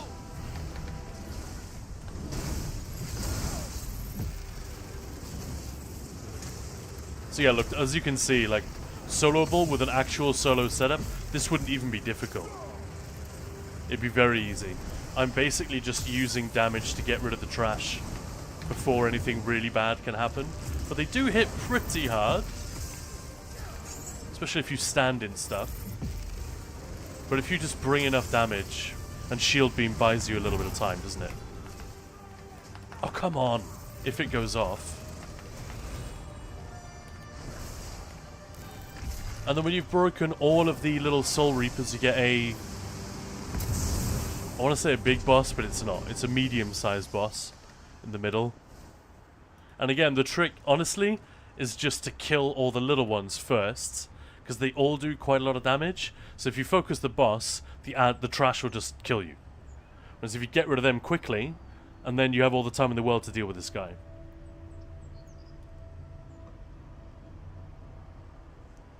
Bet you love them, though. I love ties. Like my tie? Sign the contract. How do we even get onto this? What? Talking about shredders and ties as opposed to capes and Dwemer mechanisms, right? That's what we were originally talking about. So there we go. Capes are the ties of like the fantasy world. I like shreddies. Shredders. As in document shredders. Shreddy's pretty good. Do you know they're knitted by Nans? I never knew that. Super cool fact. All the Brits over a certain age are like, ah, lol, I remember those adverts. Everyone else is like, what the fuck is he talking about? We need to innovate tie designs and start a tie company named Radiant Apex Ties. Honestly, I'm often baffled by the luxury goods industry. It's like you make a handbag or a tie, which is very, very nice. You know, it's like 20% or 50% higher quality than the typical thing that you would buy, but it costs 5 or 10 times as much. You know? Instead of £20 for a tie, it's £100 or dollars or whatever. That I feel like if I was smart, I should have gone into the luxury goods industry, because it's super chill and the margins are just absolutely ridiculous. But like, what is it everyone's talking about? I'm gonna make a fool of myself. What is that? What's the name of that bear toy? The designer bear that everyone's getting? Hey, Tatanko. You joined us just in time. Welcome on in, Raiders. Thank you, Tatanko. If you haven't followed Tatanko yet, if you didn't catch his stream during Tenfest, I'm sorry to tell you, you've been missing out. You've been doing it wrong this whole time. But good news, there's still time to fix it. Give the guy a follow. If you appreciate just chill ESO hangs where no topic is no holds barred, as they say. It's just all about nerding out in a fun fantasy space. Tatanko is like one of the most chill, and ESO has a lot of very good chill streamers. I put air quotes around that word. You know what I mean when I say chill. It's just a nice hang, no matter what's going on. Tatanko is genuinely difficult to top in that regard. First time I hung out with on Tatanko's stream was during the Infinite Archive. And I was in Vadashran Hollows, getting some of those tedious achievements, and having your stream in the background, man, made it totally not only bearable but kind of fun. So I'll never forget that. Hit the follow button. You know what to do. But yeah, welcome on in, guys. Mrs. T, Deadpool, hello, Orionza, Tatanko, Indaril, Barbaric AI. Hello there, and Mossberg, welcome back. Darklight Smooth Wolf, thank you so much for the raid, man. Amazing. How are you doing? Love the herd of cats across the screen, absolutely. Thank you for the words, thank you, man. It's all good. We were just asking a very important question, and I don't think anyone had the chance to answer it yet. At least I can't see it. What is the name of that designer teddy bear? Forgive my ignorance. I didn't even hear about this until a few days ago, when Maya was telling me about it. It's called a Labubu, is that right? Am I getting it wrong? Fuck, I feel like such an old man. It's just genuinely not my area. Labubu. Am I getting that right? Labubu. I don't know. Maya's Czech, so she pronounced a lot of words that aren't like very clearly defined in terms of their pronunciation. She's very funny. She will just default to a sort of Eastern European Slavic pronunciation. So Labubu. She says it like she's from Russia or something like that. She does it with a lot of streamer names as well. Or like if someone enters chat for the first time and she doesn't really know how to pronounce the name just by reading it, she will default to a very Eastern European pronunciation on it. I love it. Labubu, thank you, Petrified War. Thanks for the... Yeah, what we're talking about. Isn't that basically a luxury item? That's just a teddy bear. But because it's quote-unquote designer, and it does look very cute, they're convincing us to A, buy them even though we're adults, and B, pay way more than we would normally pay for a teddy bear. And I'm not dunking on any of it. Go for it, man. That's how capitalism works, baby. But yeah, we were just talking about the luxury goods industry and what a funny old place it is. Anyway, enough waffle. That's not the button I meant to press. Let's take down this boss. And I need to dodge roll preemptively because I will die otherwise to light attacks that I can't see. Once the trash is dead, I just need to watch out for this guy's stomp. If I just circle him or block.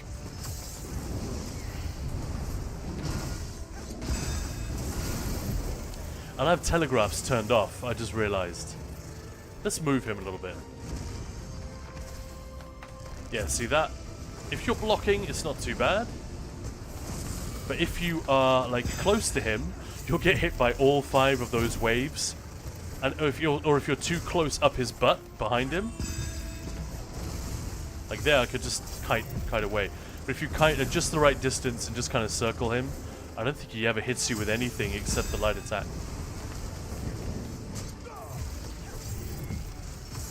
But yeah, it takes a while.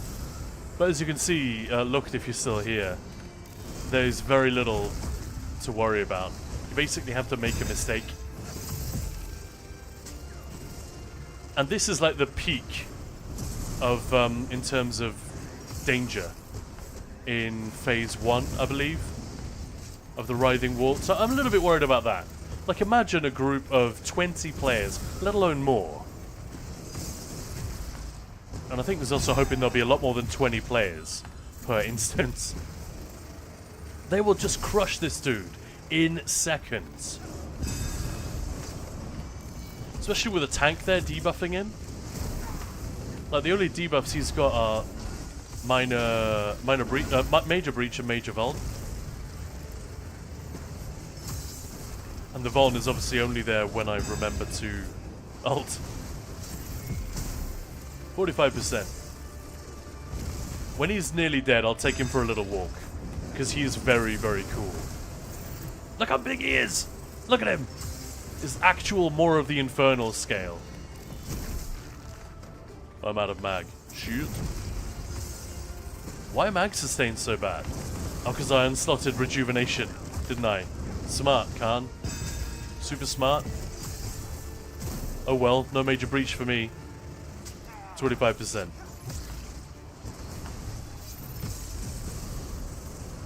You see what I mean? You just like go in circles around him.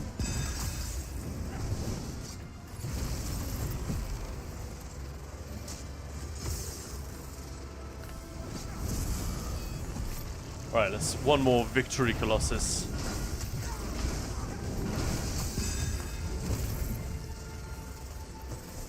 Right, now that he's almost dead, let's just take him for a little wander.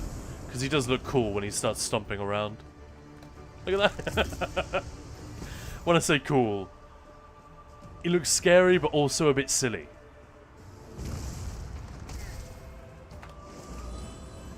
Oh yeah, and he has a ranged attack if you try to go too far away from him. Am I wrong? Tell me I'm wrong about the walk. That is a silly walk that John Cleese would be proud of.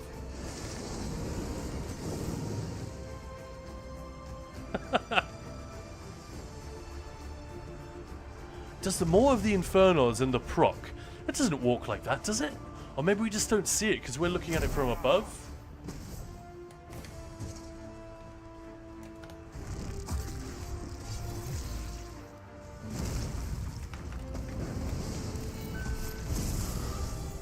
No, he's got all the other moves are the same.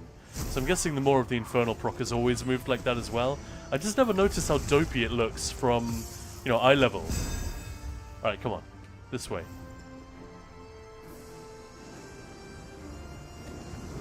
Looks like my cat when he wants something, but is extremely sleepy, like freshly awoken.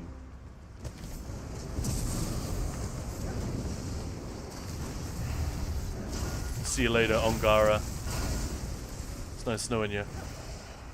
Okay, so they fixed the bug where that quest wasn't updating. More of the Inferno does walk the same. It's just faster. That could be it as well, to give him a sense of like ponderousness and weight, than making him stomp a little bit more, like slowing down the voice of a very large character. I like this guy. I like this guy a lot.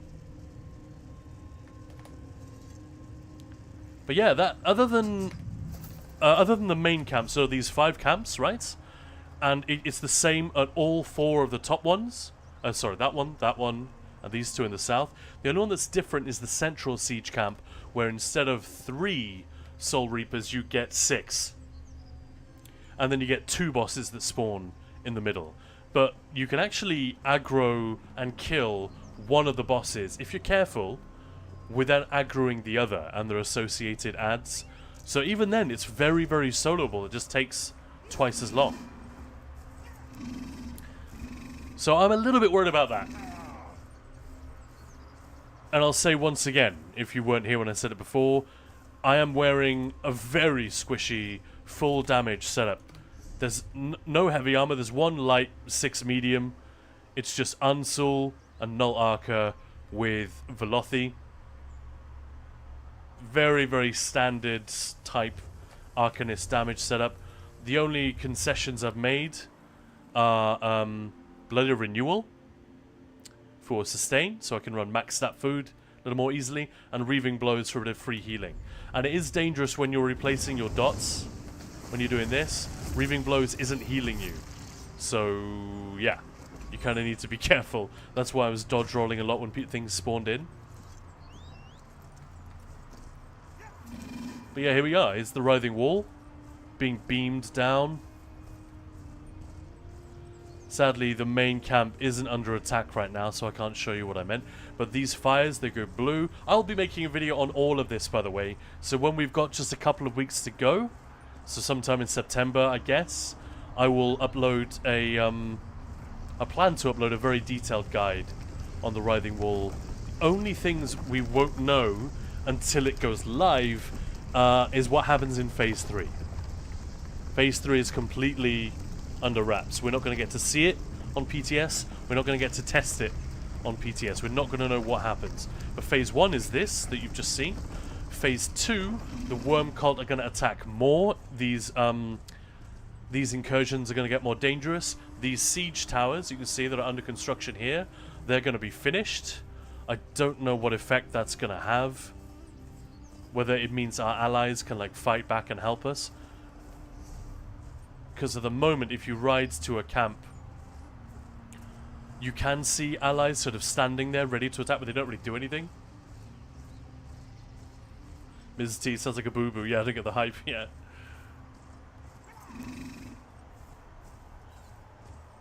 Sando. They're creepy looking. Yeah, very popular right now. I'm very late to the party, if you can even call it a party. I was just, we were talking about the luxury goods thing, and we were really talking about, you know, a tie or a suit or something that costs 10 times as much because it's 50% higher quality or whatever. And the sort of the human absurdity of that psychology and how silly we can be, but then it turned into a conversation about soft toys. Don't ask me why. Is this one under attack? Yeah, there we go. So, yeah, you can see this guy up there. This dude is friendly. Yeah, down here you can actually see them defending. Although as soon as I show up, they just run away. That's some bullshit.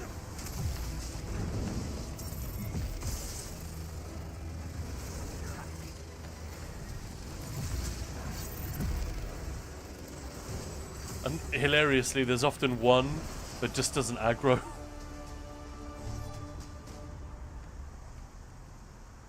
But we're still... the horrible thing is we're still charging the Soul Reapers, just with worm cultists instead of their victims. Yeah, like, the Sturk soldiers are dying. Oh, that's just a commoner. Why are they hanging out in a war zone? That's weird. Phase 2 is waking up from a dream, sitting on a cart in Skyrim, with a worm cultist saying, "You're finally awake." Oh, that just sounded like an evil dark elf, didn't it? Quickly, Outlander. I haven't much time.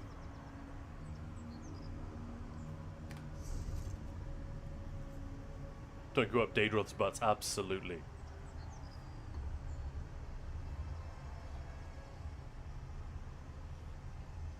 Kim Jong-un is a Daedroth confirmed? What?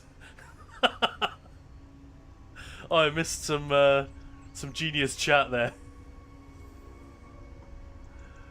Tatango spent some time shopping, found some interesting odds and ends, like old soul gems and solstice maps. Fun. Yeah, so I do know, speaking of Phase 3 and Phase 2 and all that, I do know for a fact that there is a special enemy that will start appearing. I've already forgotten the name, but it sounds like a Daedric Titan. It's a name like Ozozunth, or, you know, one of the Daedric Titans in the game is a name like that. It's something a little bit akin to that, and it's said in the patch notes in Phase 2, this enemy will join the fight. Not on our side, unless it's a Parthenax type situation. But yeah, that's the deal. That is my favorite thing that I've seen so far with the Writhing Wall. The way that the setting updates in real time, that's very cool. The fact that you could log out one evening and log back in the next afternoon, and the camp has been upgraded, and the Meridian Lens is now active. You know, stuff like that. That's fun to see. And it's not just big increments, it's like small increments. So you actually do get to see the camps getting built and stuff in real time. I dig that. The story, the setting, that's fun. The event itself, so far the only thing I'm really like enjoying particularly is defending these camps. It's just kind of fun. But I'm worried that the dailies are a little bit on the dull side. Honestly, I don't know if Zos could have done anything about that. Dailies are dailies. They're going to be fetch quests. They're not going to be the most exciting thing in the world. And they do at least send us around the world. Like, this is one of them. And you can see how many places I can go to get this stuff. So it's really encouraging you to, like, go out into all of the zones that you maybe haven't been to in a while, or that you've only done surveys in. Revisit, find some stuff, and it ties the whole world into the story. That bit I appreciate. But the nature of the quest is very familiar. Fetch this, fetch that. Craft this, craft that. Talk to me again tomorrow, kind of thing. But they've peppered in these sort of story beats in between. So like for now, for example, I've got this one here. Support the Fellowship. That will update once I've done enough dailies, or once people on PTS generally have done enough dailies to advance the war effort. Another thing which is a little bit strange, sorry for the sounds of traffic, is to have the logo of the game actually in-game. Feels a little bit strange, doesn't it?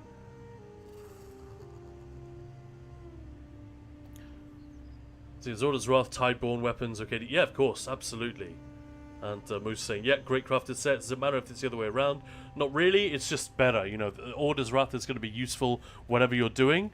The bonuses, I mean. Whereas when you're on the back bar, what's the point of having Tideborn active when you're on the back bar doing this? You know, you're not dealing any direct damage. It's not buffing anything. Whereas when you're... So you don't really lose anything by front barring it. Whereas Highland... not Highland, you know what I mean, Order's Wrath. That's still quite nice to be getting all of these ticks. A higher crit rate, higher crit damage rate. While you're on your back bar doing all the usual stuff. That's the logic. Ideally, you want all of your stats all of the time. But the way to think about it, look at the stats, the 5 and 4 piece specifically. And think, well, what am I going to miss most? So for example, Ansul is another one. The direct damage, increase my damage done 7%. I want that active all the time if I can. Whereas the Nalaka proc, I actually kind of don't want that active on my back bar because I want these procs to go off when I'm on my front bar and my stats are stronger. That's the logic. So either look for the least worst option, or in some cases it'll be a set that you actively want to be active on your front bar, and ideally not to go off when you're back here with an infused weapon damage glyph, rather than, you know, precise, Nirn-honed, all of that stuff, and all the, you know, the 2H or Inferno passives rather than your dual wield passives, which are obviously stronger. That's the logic.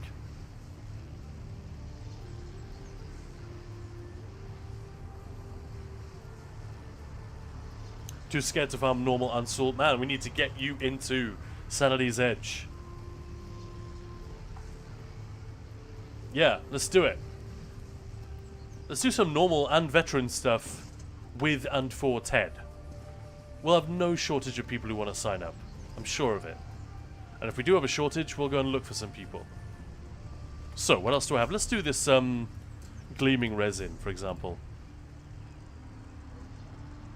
A lot of the drop rates have been terrible around here. I'm really not keen on it. That's one more complaint in my list of feedback.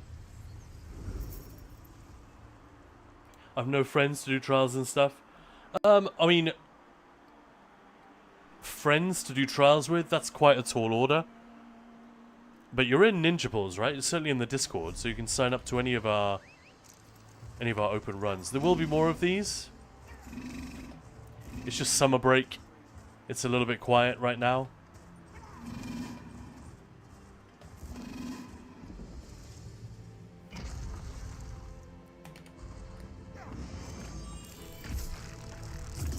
Honestly, the hard part is figuring out which guilds are worth joining.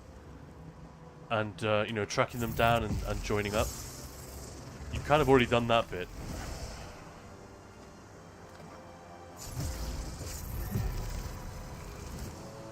And normal difficulty is a little bit like what I'm doing here. It's like it almost doesn't seem worth the effort a lot of the time. You know, if you're in an organized group, I mean. Obviously, plenty of the time with pugs, you're better off doing normal because veteran will stretch people's... It'll put pressure on their stats. They might not have their build quite finished yet. You see what I mean about the drop rates? It's terrible. I'm inside the catchment area. Although only just. Maybe some of those weren't in the area. But I have yet to get a single drop.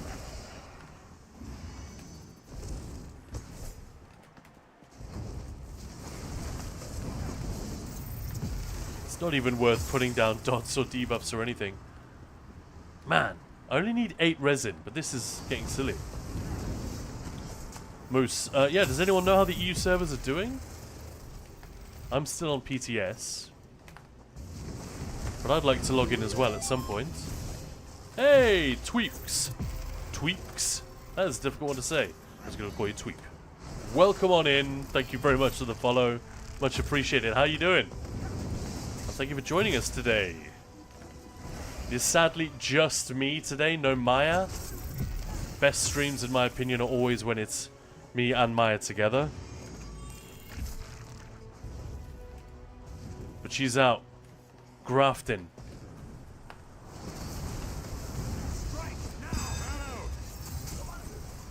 Putting food on the table, so to speak. In every sense. Excuse me for a moment, I've got to mute.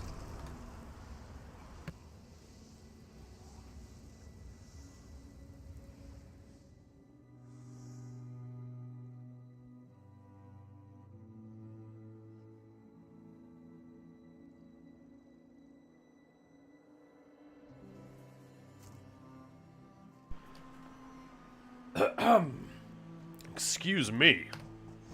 Back. Don't need the X lol just because someone took tweet. Yeah, I get it.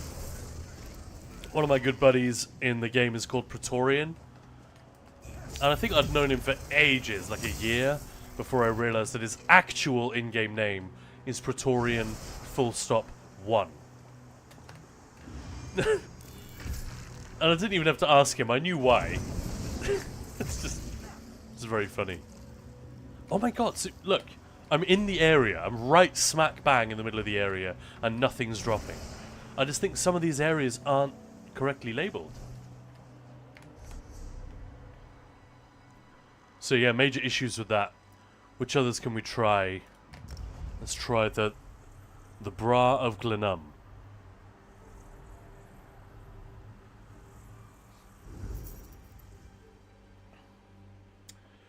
Most want to get back into trials, haven't even stepped into Dread Sail or Ossian yet. We're on a stable 12-person group, which is hard to find nowadays. Yeah, we can't necessarily offer you... I mean, we've got prog groups, obviously. One of which does need a DD, actually. So, Moose, you're on E... Oh, damn it, no, you're on console, aren't you? Fuck! I got all excited for a moment. Why am I riding around? Yeah, I remember just as you were saying it. But anyway, it's if anyone else is on PCEU or PCNA, we are looking for people to join some of our regular groups. On PCNA, it's not like a specific prog group doing a specific thing. It's more of just a core of people who are willing to do some normal but mostly vet stuff just to get gear, practice, just generally improve. On the EU server, I think the only slots we've got are a little bit more ambitious, but we're very patient. The Splint group, for example, is looking for a DPS. You don't have to be god tier or anything, as long as you're willing to learn and don't bring a hilariously unsuitable setup. Yeah, join the Discord and check out the requirements. Requirements are always flexible. At the end of the day, it's about the people, not about the numbers. Ideally, we can have both.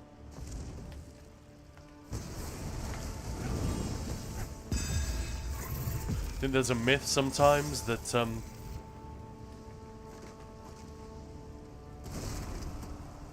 I think especially among more chill players who don't focus very much on the optimizing or organized group sort of thing, there's a tendency to think, or maybe to tell themselves, that players who do optimize and organize are somehow less fun or less social, and it's just not true. You do get the very, very thin end of the wedge where the group exists purely for world record score pushing, and that's when the pressure is high.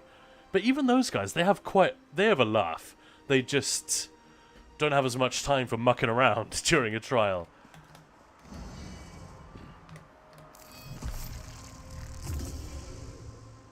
And Sweep, no worries. Just about to step away for a bit. I'm going to lurk for a while. No worries.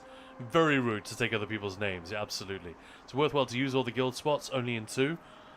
I mean, when you find another guild you want to be in, yeah, use it. Most people only use the 5 for trading. Like, I think the typical setup is a lot of people are in 2 trading guilds, so that when they have a lot of stuff to sell, they can shift all of it, because 30 slots isn't always enough. Like, I'm in 2 trading guilds, for example. If they have a raiding guild, maybe 2, and then a social guild, or a guild which is just like one of their friends, and it's like 20, 30 people in there. That's almost exactly what my setup is. There's my main guild, which is Ninja Pulls. On the NA server, I'm in Tamriel Trade Secrets, but that's more just an honorary thing. People being awesome and letting me be in there. But yeah, 2 trading guilds, a friends guild, and then just, I suppose 2 friends guilds, actually, yeah. Another very small guild that Maya and I set up a long time ago. Everyone's roster progging, it seems. Want to prog the actual content. Oh, Zanzion. Well, that'll just be a matter of people logging in. Like, Maya isn't there right now. I'm obviously not checking Discord right now, because you can see what's on my screen. But yeah, that will happen. Still new, so not looking to do trials. Yeah, no rush. There's plenty to just do in terms of hanging out, talking, getting advice, getting tips, just having a laugh, sharing memes, learning about the game, screenshotting funny shit or your favorite stories, whatever. All that kind of stuff. We embrace all of it. Again, the idea that just because we do trifectas in Ninja Balls, we don't enjoy the lore or each other's company, it's fanciful. Definitely a myth. And I think that's true for most raiding guilds. Except, like, there's no one who doesn't like fun, but there are the ones who are very serious and expect you to, like, either perform at absolutely god tier level or don't even show up. And with those, it's still possible to balance the sweat and the fun. It's just a lot more difficult. I think I've been in groups like this which are, you know, verging on score push territory, but still people are laughing and joking and there's a really nice environment and hang. But equally, if the off-tank keeps dying, the raid lead's going to be like, dude, what the hell? We've been through this. This is just not working, is it? I cannot get resin from any of these. I wonder if this quest specifically. I just haven't been able to make it work.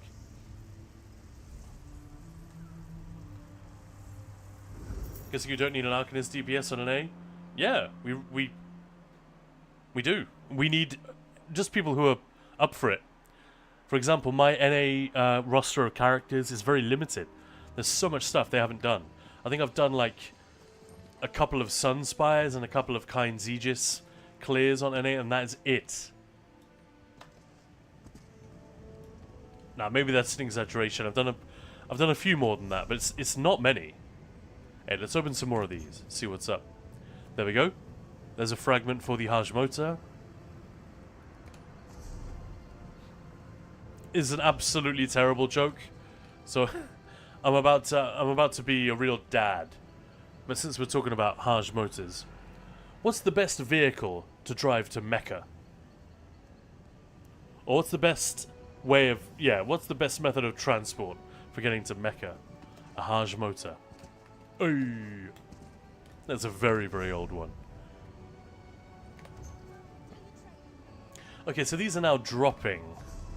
I didn't see any of these before today, I don't think, so maybe they were bugged out a little bit last week? Or they just hadn't been added? If you're super far from optimizing, that's when it's boring, because just a few simple changes could greatly help improve. Ninja Balls plus another, yeah. If you have good ninja pulling skills, Ninja Balls is the place for you. Absolutely. If you're good at light attacking the boss without anyone noticing... Oh, we've pulled! Zanzian sounds good. I'll look to do trials later down the line. Can't commit much time next week though. Parents visiting from the UK. Nice. Oh, so you're not in the UK, but your parents are. Fun. I was good at ninja pulling on WoW, if that counts. Yeah, that's kind of where the phrase seems to have originated, right? I'm still a little bit heartbroken that Leroy, that infamous video turned out to be a fake. That it was staged the whole time. Only the brave travel. I think they only finally admitted to that a few years back. It's still very funny.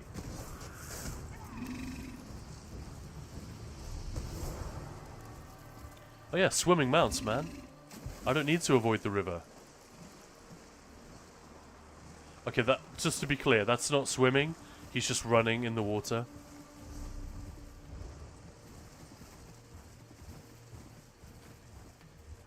Oh my god, that's so sweet. The kneeling down to drink. I've never noticed that before. You guys seen this? That's fun. I love it when they give creatures custom idle animations.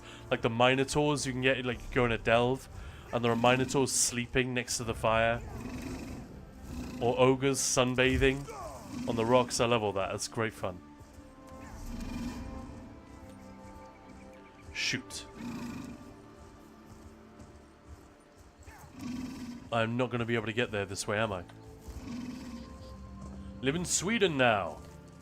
But from the UK, when you guys were speaking about shreddies earlier, I was craving them, as we don't get them here. Man, I haven't had shreddies in God knows how long. But then I don't, as a Danishman living in the UK, I guess I don't have the same fondness or relationship with, like, you know, cereal nostalgia.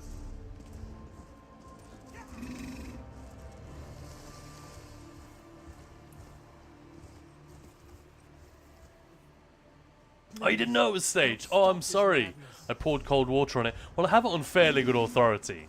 PC Gamer ran a whole, like, what style article on the subject when it was finally revealed. Can I even get to where I'm going? Yeah, I can. Gather gleaming resin.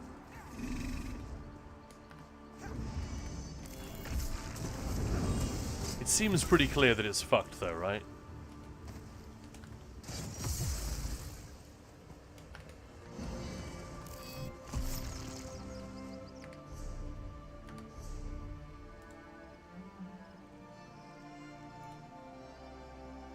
Yeah, gather gleaming resin is definitely correct. Wasn't it a reenactment, like it happened but no one was recording? Oh, that could be it.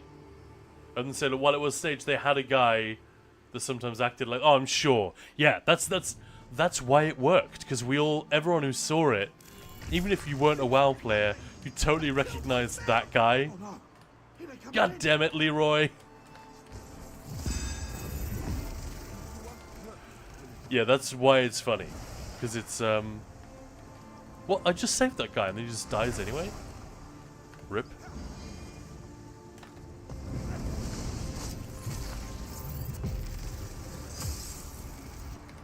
Man, this is getting ridiculous. Where in Sweden? Don't need to dox yourself. Most of them say, oh yeah, or rather, wish we could pet everything. Absolutely, yeah. Yeah, I know what you mean. And tame them. Yeah, that would be a cool system, wouldn't it? If you could, I don't know, pet enough of a certain creature, then it unlocks the pet or something. It's too late for that now.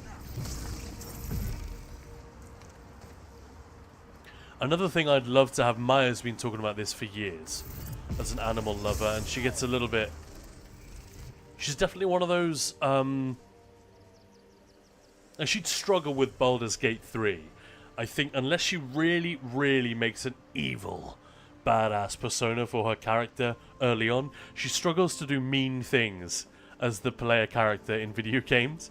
So killing, like what I'm doing now, she would not be into it. She doesn't like the fact, and I'm kind of in agreement here, that everything attacks you. I loved it in Fallout 3. Remember, you can get a perk where wild animals won't attack you by default. You can attack them if you choose to, like if you need bear pelts or I don't know why you would do this, but most of the wild animals that aren't, if they're not monsters, that's one of the perks you can get, that they no longer attack you by default. I'd love to have that in ESO. I think it'll be really fun.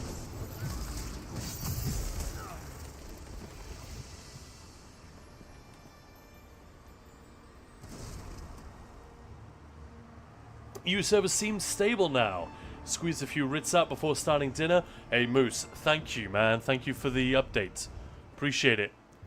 And hope you're right. May it hold. Hold. Managing a daily dungeon at the moment. Didn't DC when loading in, so fingers crossed they stay stable. Dark Urgent BG3 was so much fun. Yeah. As it really felt hollow after my super evil run. Never ended. As I had no companions left by the end. Fuck. That's really bleak.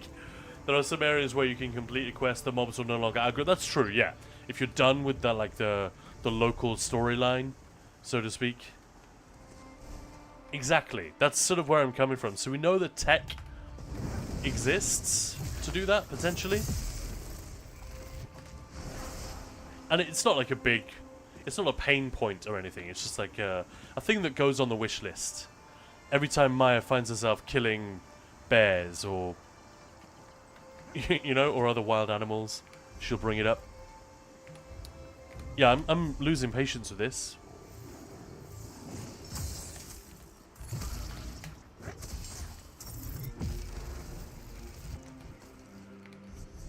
I mean, it must be bugged. I'm not even sure why I'm still trying.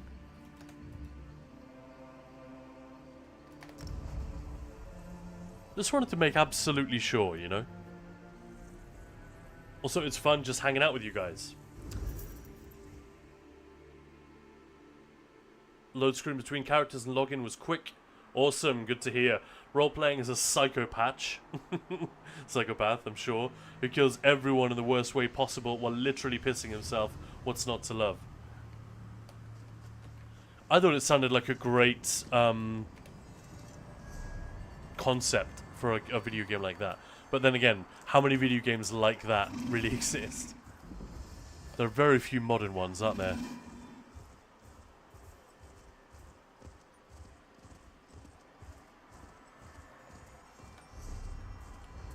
Speaking of other games and psychopathic things, we're about a week away. I think we're exactly 1 week away from Maya's 24-hour summathon, I think we're calling it. A 24-hour stream. What a beautiful load screen. Thank you for that, Zos. And yeah, she's going to do a literal 24-hour thing. She's still working out exactly how it's all going to work. Like what she's going to do. I think she's going to break it up into 2-hour slots. It might be me streaming for part of it or most of it. We'll see. But that is going to be a fun one. It's going to be a special party vibe. We're going to want to see as many of you as possible during those 24 hours. Of course, we don't expect everyone to last for the whole run, but it would be nice, wouldn't it? It would be cool.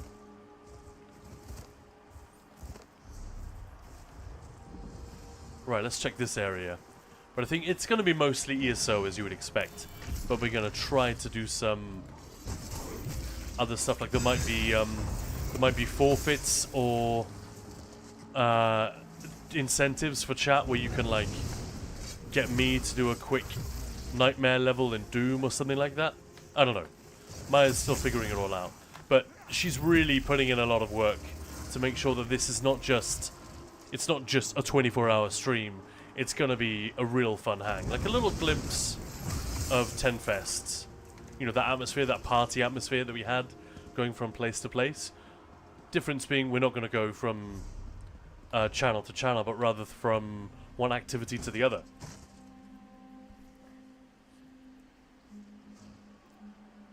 ESO has way too many game-breaking bugs. It is quite buggy because it's so big. Honestly, though, does it have that many game-breaking bugs? This is PTS right now. This is what PTS is for. Well, in a way, it's for ironing out issues like this. Like, clearly there's a mistake here, where just none of these things are showing up properly. Why is it taking me to Sentinel docks every time? That's really dumb. Finally going through Dark Brotherhood, wiping Waste's time. Fun, novel, but I pretend it's just memories of my Breton pirate past. I really liked the Dark Brotherhood and Thieves Guild quest lines because I don't know, I think what the devs did, what the writers did, was they're like, right, this is a very generic premise. People know what to expect. They want to become the leader of the Thieves Guild, the leader of the Dark Brotherhood, or at least a senior operative. You know, how do we give that kind of idea a new lick of paint? These were very early in the life cycle of ESO. So what they did, rather than messing with that formula, they left that much as you'd expect. But what they did was they gave themselves a lot of freedom with the characters. The individual characters are all very unique Look out. and sort of Creatures have gone mad. prominent in terms of their different motivations and sort of attitudes towards things. I really dug that. I thought it was a lot of fun, especially the Thieves Guild. Not to spoil anything, but there's some really colourful characters in there, and they got away with it.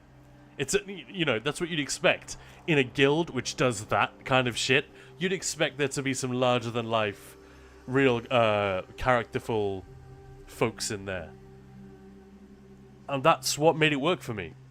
In fact, usually when ESO has a story which stays with me, it's because of the characters more than the plot or anything like that. Because let's face it, it's an MMO. It's always going to struggle a little bit with issues of plot. There's only so much you can do within that formula.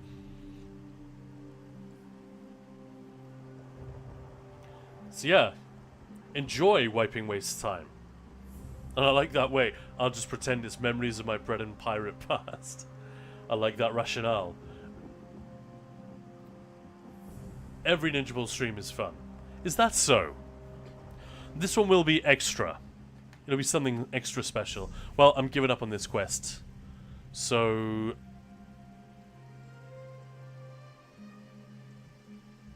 that one's definitely bugged. What else have we got? Gather vitrified souls. This one does work. Or at least it has worked previously. Where should we go? Haven't done the one in Rivenspire. Let's check that out. Tell myself truthfully, I've got another vet clear under my belt. Nice. Is that right now, Ted, or?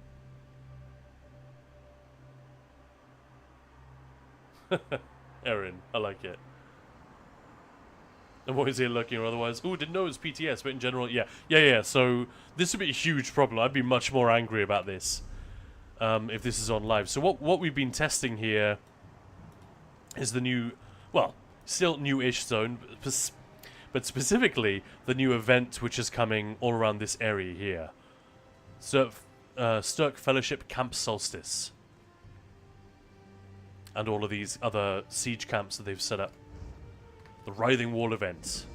These are the dailies for it that I'm trying to do right now. And one of them is just bugged. I'm guessing they already know by now. But the fact that it's week 2 and not being patched. Your mother was Whoops. right. You are entirely out of your element. I love Rivenspire.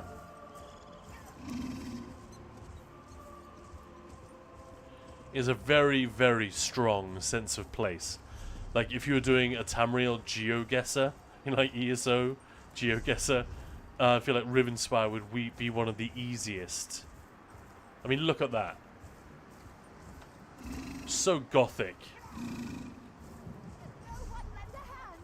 Brilliant.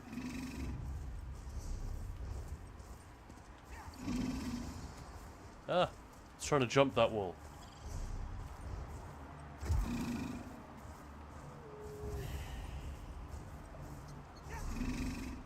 I was going to say there's world boss here somewhere. Riding right past it. I'm guessing we're going in here? Yeah.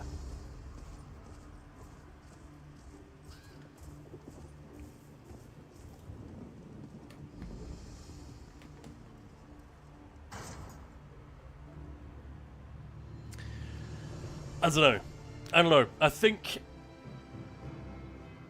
they want to keep us busy. I get it.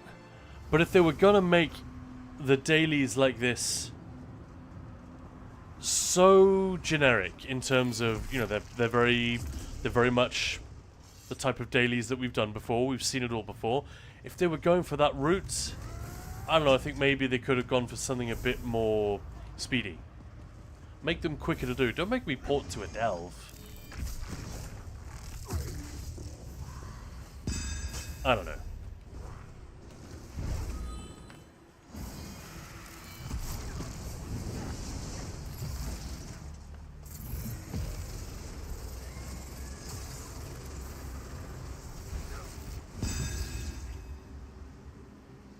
Still something chasing me, apparently. Oh, you don't mind the dailies. But are they your favourite part of the game? I'll tell you what, I do like this. The fact that, look at this Stromora. Does she look great?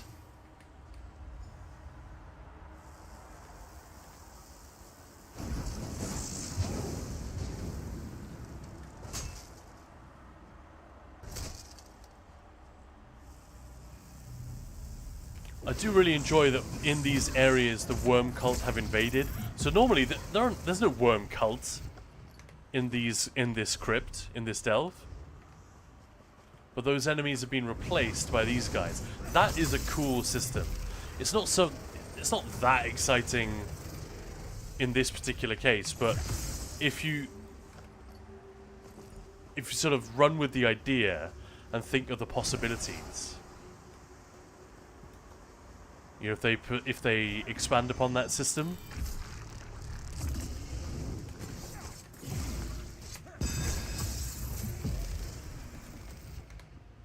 So this one works fine. Vitrified souls, I'm getting what I need. Oh, even the boss has been replaced.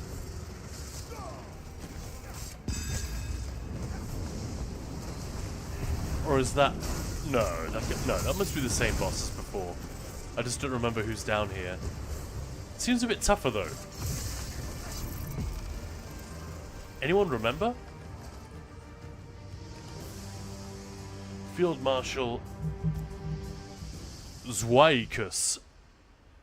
Quite a name. Right, let me look that one up. I'm suddenly unsure of myself. Not favourite, no, but a means to an end. We'll quest for housing. Absolutely, yeah. Have house, will quest. Right, where are we? Flyleaf Catacombs. Flyleaf Catacombs. Is that him spawning back in? God damn it.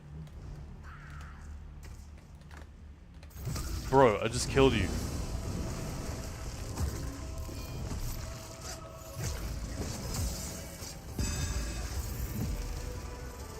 What is he even shooting at? It seemed to be facing the wrong way for a long time.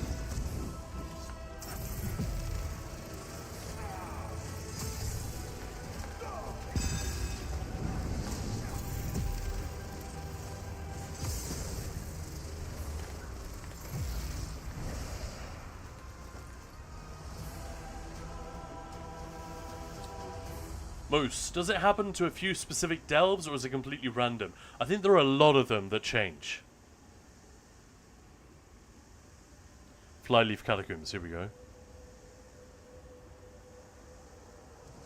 It's filled with Bitter Hand.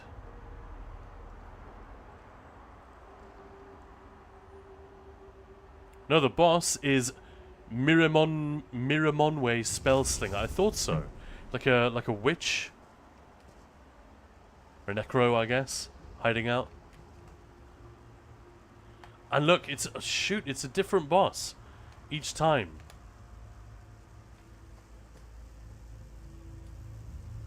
Field Marshal Clunes. It just sounds like Kleenex. Like the distance thing on the compass, pretty neat. Let's get a closer look at you. It's a she. Judging by the shape of the chest. But yeah, just clad in toe-to-toe worm cult armor. With that lightning storm effect, that looks... She actually looks really cool. Damn. Almost worth just like getting a shot of that.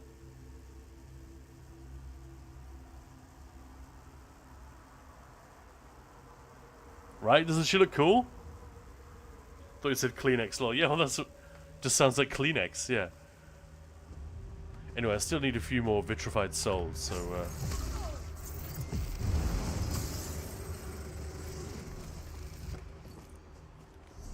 Nothing there.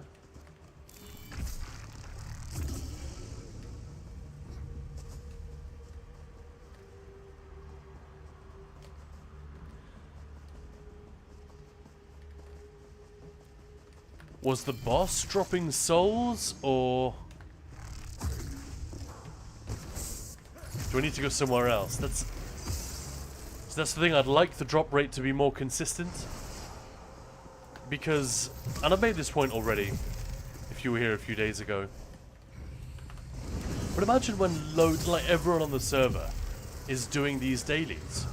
We're going to be descending on these areas and trying to get as much stuff as we possibly can, and when there's such a narrow area in the delve in which this stuff is actually dropping,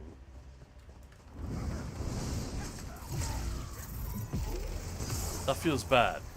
And now nothing's spawning, nothing's dropping, you see? That sucks.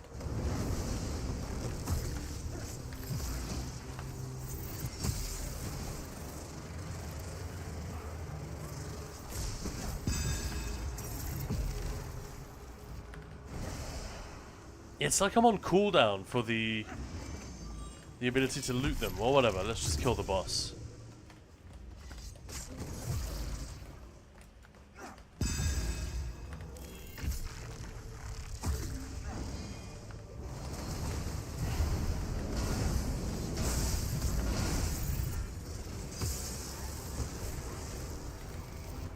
It looked like he just killed that Ogrim with his heavy. That was quite funny. Or rather, she.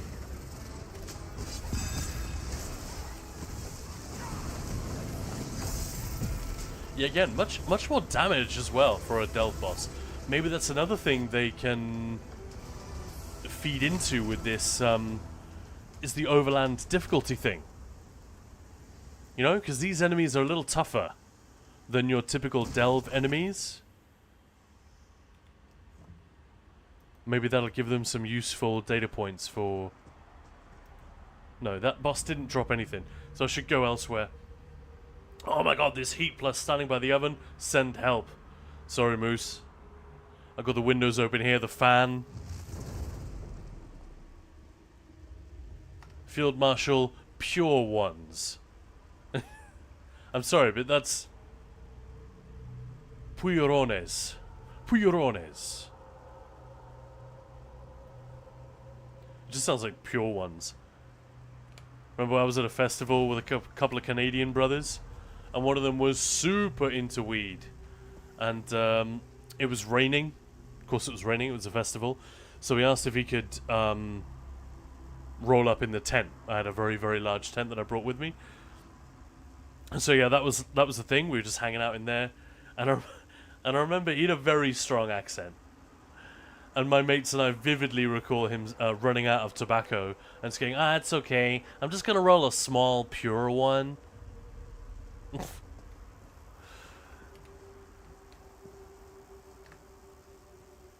Another worm cult clad. These are Zivkin, aren't they? These aren't Dremora. Interesting. Zivkin are Molag Bal specific. Do you guys know this? They're like the Uruk-hai from Lord of the Rings. They're created by Saruman. The Zivkin are a sort of a hybrid of Zivilai and Dremora. And with Zivilai especially being a very, very tribal, very antisocial type of Daedra. Yeah, there's some controversy about this, to say the least. I feel like that's a part of the lore that they don't really dwell on very much. Molag Bal literally creates a new breed of Daedra for the Plain Meld. It's almost raining here, but still too hot. More difficulty should give more rewards. That is a good question. Generally, that's the case. If you do normal, you get a blue coffer. You do veteran, you get the purple. Well, you know what I mean. Normal trial, veteran trial, hard mode. You get increasing gold and amounts and quality of gear as you go.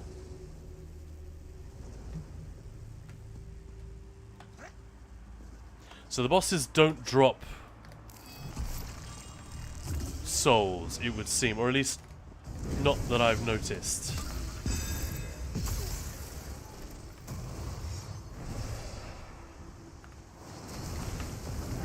Pretty sure I missed him with that.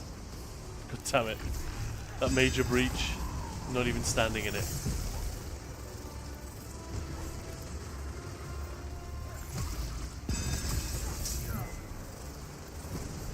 She looks cool. And again, all the use of the worm cult weapons. There actually aren't that many enemies that we see using the worm cult armor and weapons. I think that's cool. No, so far no souls from the bosses. Alright, where else can I go? Let's go to Auradon. So, I don't know, I'm glad that this is being tested on PTS. I honestly don't know how many people are doing this. I see very few people on the PTS doing the camps and stuff. I think I've seen like 3 different people there. I know that the Americans are doing it like later in the evenings and stuff like that. So it's I'm sure it's more than it appears to be. But it's also lucky that they've got a handful of us like testing this stuff and saying no, that's not working, or this won't work when it goes on live, or perhaps it would be better if ... How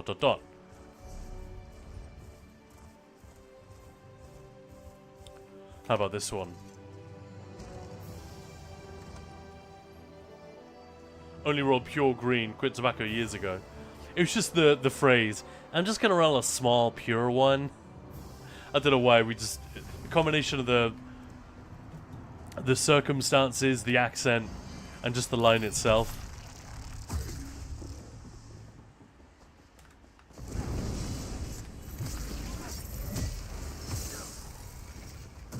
There we go. Yeah, so I guess you do get put on a cooldown for a specific Dell, so they're encouraging you to go to a couple of... they're encouraging you to go to a second location with this daily. Well, let's have a look, see what bosses we've got in here.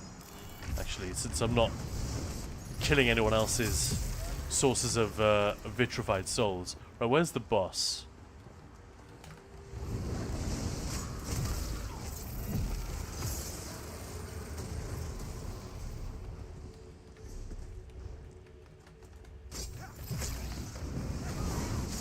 Or maybe not every delve has had the boss replaced. I don't know.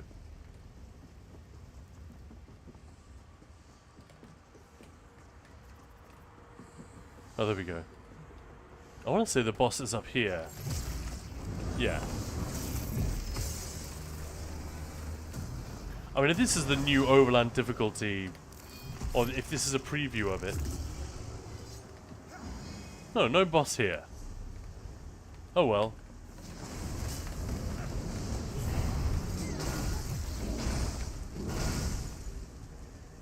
Using a Colossus against necromancers just seems perfect. Somehow. Love it. Alright. Also Canadian too, so it matches. Nice.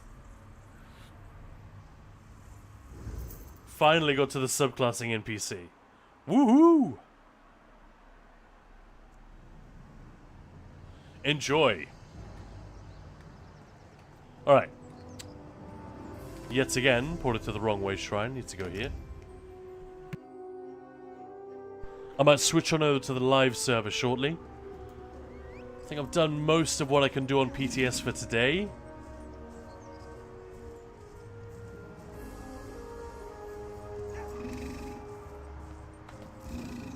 I guess this coming Monday on PTS we will probably see Phase 2 of the Writhing Wall event, so be sure to check that out. I'll be doing more of this. Then over the weekend I'll probably be doing some more live server stuff. Because the event is cool, but there's only so much you can get out of it when you're running around by yourself. Ah, excellent work, Five. One day, Simba will take... Simba.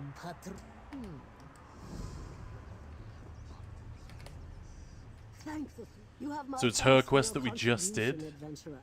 Oh, this Anyway, So she still gives a you Necrom must reward remember, coffer. We believe the cult plans to expand. Indeed it is. It's amplifying them, as far as we can ascertain.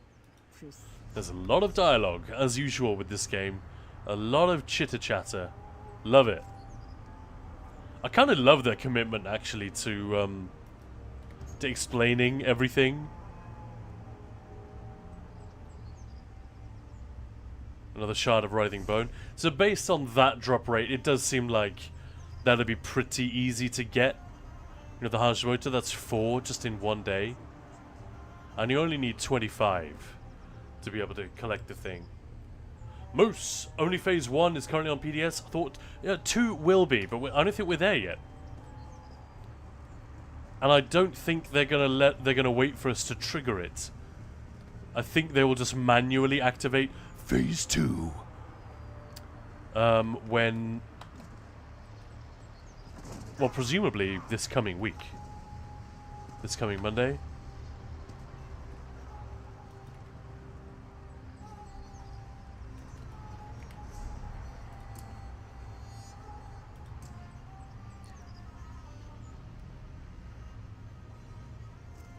Yeah, so these are fine. These are fine. Supporting the fellowship. This all seems to work. It's this one.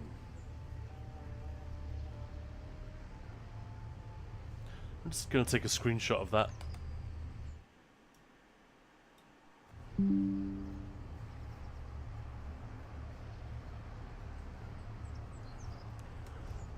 But yeah, I'll show you what I was talking about. So let me just fire up the patch notes for week 1.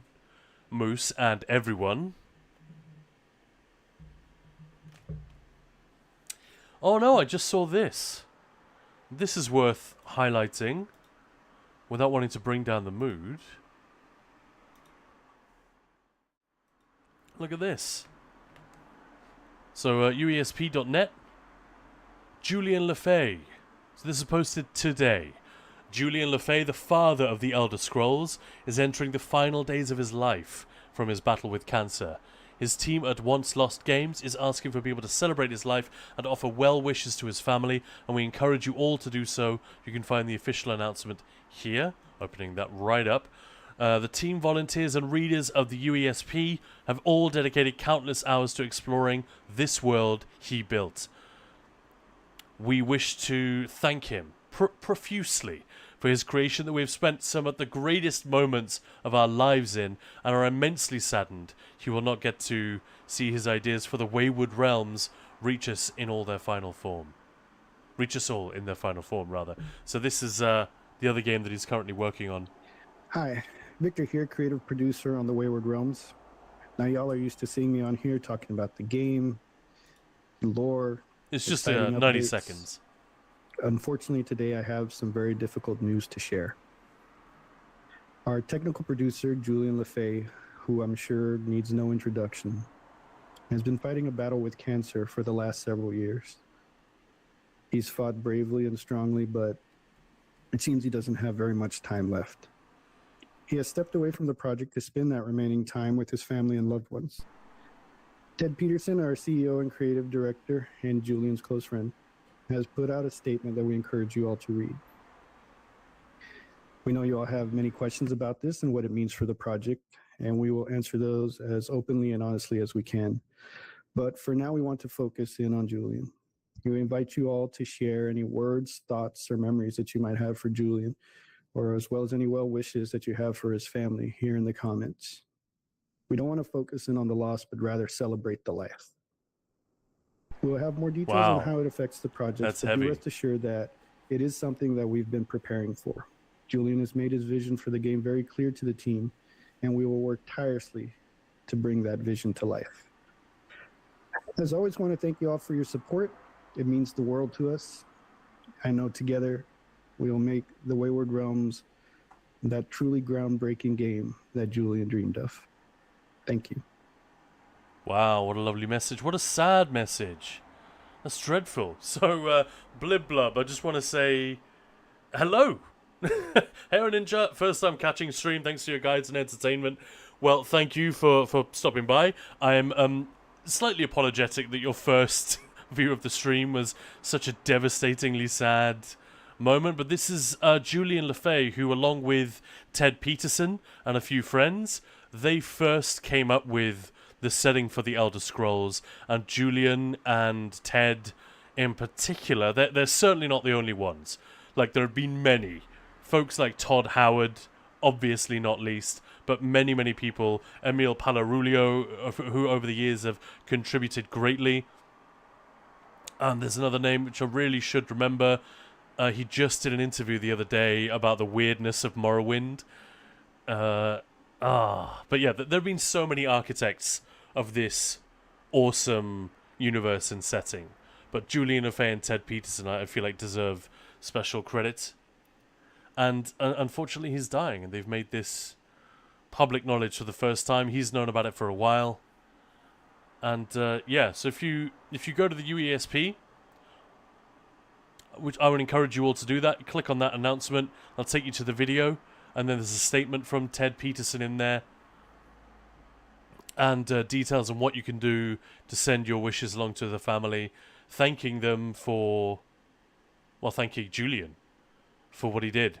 I'm definitely going to be doing that. What a fantastic contribution to just world building and fancy storytelling. Genuinely, it's one of my favorite settings ever. Despite the fact, let's be honest, despite the fact that it is kind of held back to a degree by being depicted in video games. Video games are a very difficult medium in which to tell stories. You can't tell stories with the same level of freedom as you can in movies, TV, novels. You know, video games are real different. They're superior in some ways, restricted in other ways. But yeah, suffice to say, Morrowind is like Daggerfall and Morrowind in particular. The worlds that were built in those two games, without those, there'd be no Oblivion, there'd be no Skyrim, none of that stuff. And a lot of people, even despite how amazing Oblivion and Skyrim were, so many gamers and game reviewers especially, critics and like talking heads, they all talk about Morrowind and how fantastically weird it was. And a lot of that is down to these guys and the early days. They had a much more wild take on the fantasy world. And it's where so much of the character of the Elder Scrolls comes from. You know, like the weirdness of the Daedra, for example. The Khajiit. The fact that they're not just furries. You know, the Khajiit could be such a boring pitch as a type of race. But anyway, we digress. That was a completely unexpected thing. I can't even remember what we were trying to do. And Bliblub, what a guy. Legend. Yeah, absolutely. Agisano, this is so insanely sad. Amazing legacy to leave behind. Hope his remaining days are peaceful. Very heavy news. Beautifully worded. Couldn't have put it better, even if I tried. Thanks, Agisano. Really appreciate that. Insanely sad, but an amazing legacy. Hope his remaining days are peaceful. Perfect. High fives for that. For sharing those thoughts with us. Alright. Does anyone remember... Wait, can't getting off track? Never! Never, never, never.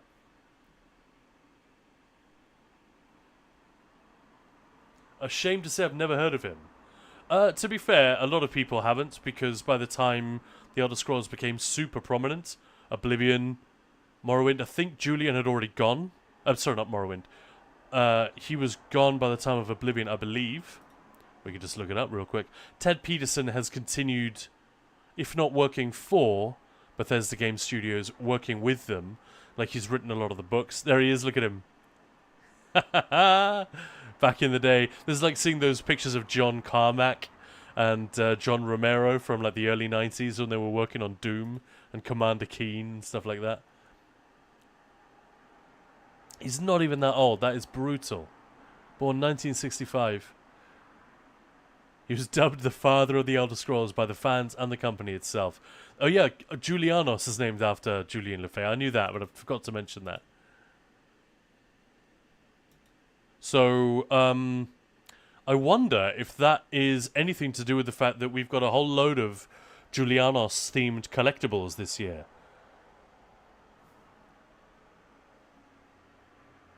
So he directed and programmed and directed Arena, the first one. Daggerfall, he was the project lead and did programming and design. Battlespire, Redguard. This is when they were starting to get a little bit bigger. Battlespire took the lead on that, and this is when Todd Howard began to really step in. Morrowind was the first game he directed, I believe. But he's still credited in both those games.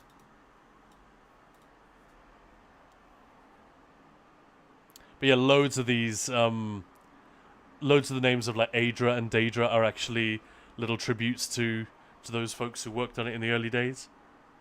Anyway, what I was doing, before we went down that very sad and very necessary rabbit hole, was we were going to check out the patch notes. Connection issues for the European mega servers have been resolved at this time. If you continue to experience difficulties, please restart your client. Thank you. Alright. So that's about as official as it gets. Let's look at week 1 patch notes real quick. Writhing.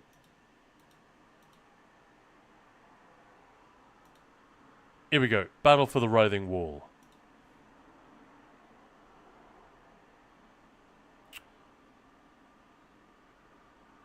Where is it?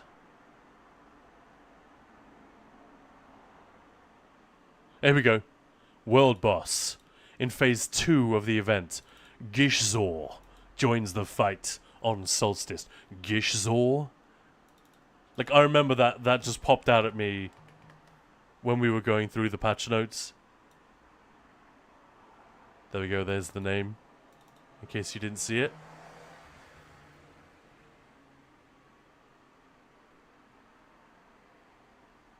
So we know nothing about this. I don't know what I'm talking about. It could just be a big Daedra. It could be a big Dremora general. I have no idea. But I thought Gishzor, that sounds like it could be a Titan or something. That'd be very cool. Have an actual giant motherfucking enemy that we have to contend with. Raveslord, never use UESP. Like, it is the ESO website. The only thing I would say... Well, it's the Elder Scrolls website, I would say. The only thing I would say potentially... Not really against it, but that because it's like Wikipedia... When, if you go there to look at, like, a set, for example, say, I don't know, you want to remind yourself how they nerfed Arms of Reliquien. You can see everything about it here. it might take a few days for them to, like, when update 47 goes live, we know that the harmful winds is going to be like, it's going to be 51 physical damage instead of 52, right? They're going to nerf it slightly. But, you know, when there's a change to stats or sets or something like that, it can often take them a few days before they implement that. So, as a source of information right off the bat, you know, like hot off the press, when a new patch has gone live, I'd say, yeah, UESP unfortunately isn't the best. Your best source is the server. But for literally everything else, I cannot recommend this site highly enough. So yeah, get involved. Anyway, that was it. Gishzor. Place your bets, guys. What do you think? Who or what do you think Gishzor is going to be?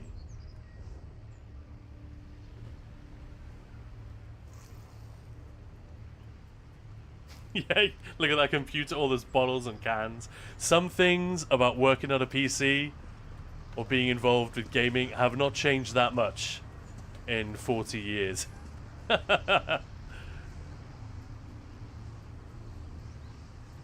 Grizz Gamer. You're doing great work. Keep up the amazing work, man. Oh, thank you so much. And by the way, while I'm very happy to be greeted as Ninja, Ninja Pulls is actually the name of our guild. My name's Khan, and you want to be thanking Maya as well. She and I run the guild. We always have done. We started out as just a prog group, 12 people, trying to teach ourselves and each other how to get good at the game. Eventually that became a guild of hundreds of people, all trying to get good together. So we started making resources, doing workshops on Discord. Increasingly we got, like, could you write this down? Could I get a written guide? So for years I did graphics to help people learn rotations and make gear suggestions and so on. Of course, that became a website, went onto YouTube, and finally, here we are on Twitch. Years ago, I would have laughed in your face if you'd suggested that I would be streaming. But honestly, I don't think I understood what Twitch really was back then. I thought it was a place for arrogant people to broadcast themselves. Whereas now, I know it's just about having a hang. It's about creating a little space where people can chill out. And, yeah, meet people and interact with people that they would never have a chance of meeting in the real world. Which is pretty fucking cool, and it's here whenever we want it. So, yeah, I've come around, shall we say. But yeah, thank you so much for hopping in. And thanks for the kind words. Really appreciate it. UESP is where I get all my character names. You're not the only one, apparently. Moose, my crystal ball tells me we'll have problems on EU servers again on Saturday. Eek. Used to write up lore docs when I was a kid playing Skyrim for the first time. Love it. Assume it's not a previously known enemy from any other games? No. I haven't looked it up. I mean, I can look it up right now, I guess. Gishzor.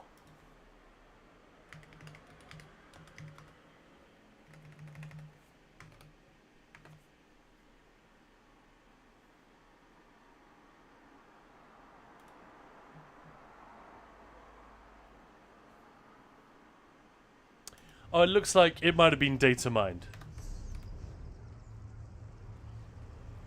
But I was correct. It's a big old Daedra. If this is to be believed. If you want to know what it is, I mean, I think we can all guess. I said Titan, but if it wasn't going to be a Titan, what was it going to be?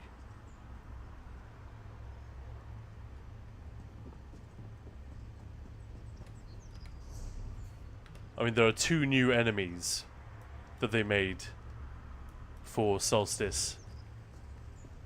One of them features heavily in Ossian Cage, and is clearly a Molag Bal type creature. It looks like it's going to be one of those, a Maldrith. But yeah, I really hope that's a really big, scary boss. That'll be so much fun. I used to think it was for arrogant people. Now you know it is. A big ant. Well, we already have giant spiders, right? A big ant. That'd be kind of horrible. Raves or the world boss where you need to have like 50 people battle him. That is exactly what I hope for. That'd be so cool. a boss which is like 5 Harrow Storms and takes a ton of players like 10 minutes to kill. And maybe we'll aggressively debuff tanks so that they just can't tank him for that long. Like if no one is there like ready to pick up the boss, you'll eventually die. So I don't know. They almost certainly won't do it like that. They're far too forgiving. And they want overworld content to be inclusive. I get it.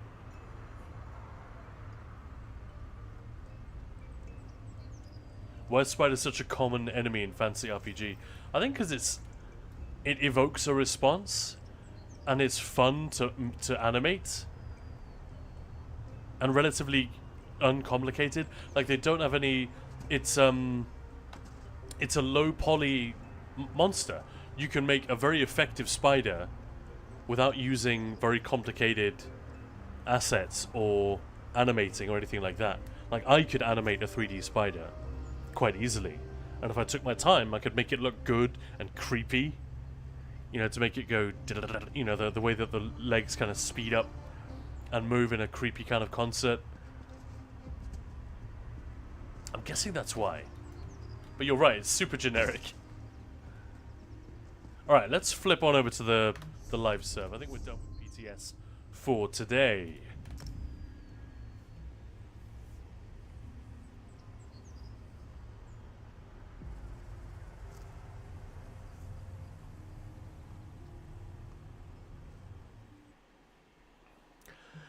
And fingers crossed, the issues have been well and truly fixed. Otherwise, I'm going to have to just give up and go back to PTS, which is not what I want to be doing. But yeah, like I said, big video on the Writhing Wall event coming in the next couple of months. I mean, I'm gathering material footage for it right now, obviously.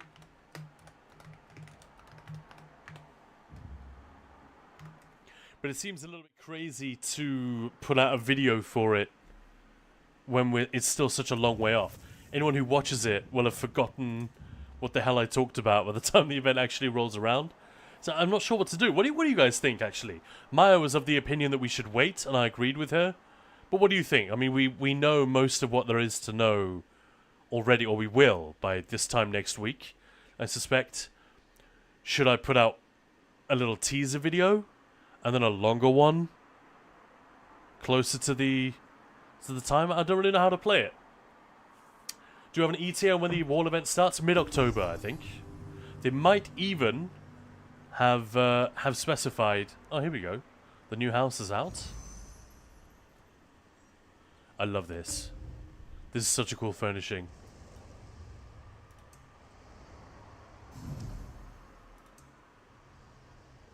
Right, look at that. Kalia Blackstone, the cosplayer, has definitely bought herself that. She's the one who cosplayed as Vermina in Amsterdam last year. And it was incredible. Like, holy shit. And she's also one of 2 ESO cosplayers who got married at the tavern, which I only just found out earlier today thanks to Belorda on our Discord.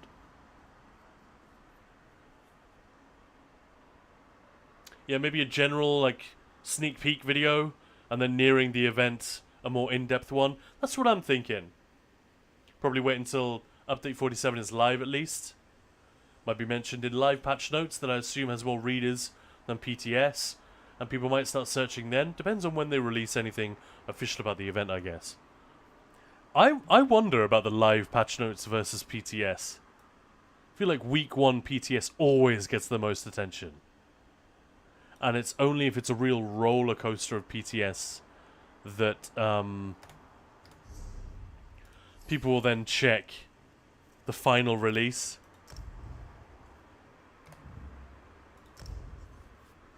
Like, what are we actually getting? What do they change?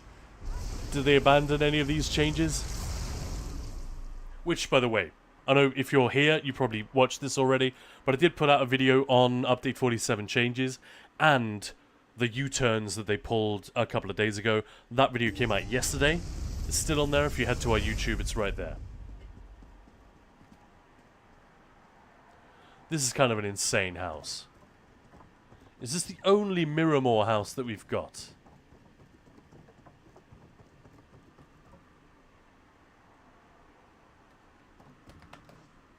Oh, you can kill yourself. I like it. That means you can build all the way down here. Because the trigger is somewhere just above the camera now. So presumably you can build quite far down in this direction. That's pretty cool.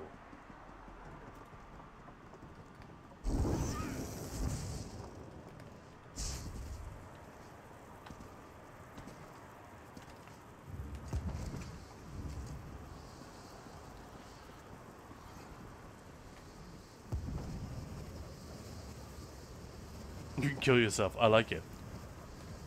Well, I don't like invisi walls. I feel like it's always lazy.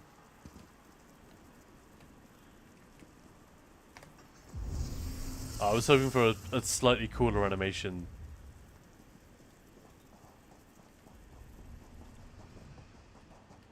But yes, that's a really fun house.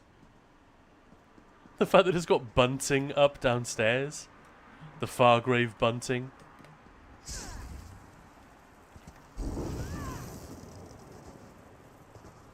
Any of you tempted? I don't think I'm going to buy crowns just for this one. It is very cool, though. Bunting, yeah. You know, this kind of... hanging, celebratory... Where is it? These. That's what that's called in England. Or in English. Bunting.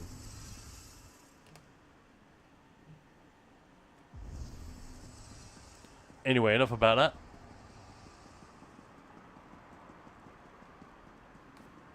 No hablo inglés. You know where you get the dailies there? Where? Sorry, Raves Lord. Deadland vibes from that spot. Oh yeah, well it's Fargrave and Miramore. You know, there's a bit of a link there. Or at least I think there is. It's definitely a mixture of Miramore and Fargrave architecture. Well, Lucent Citadel is in Fargrave, isn't it?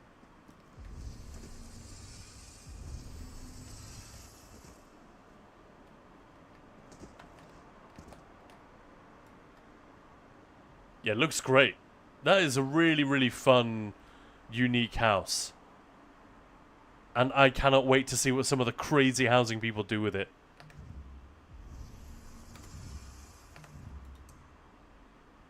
Oh, I forgot you can toggle inspection mode on and off. But yeah, there we go.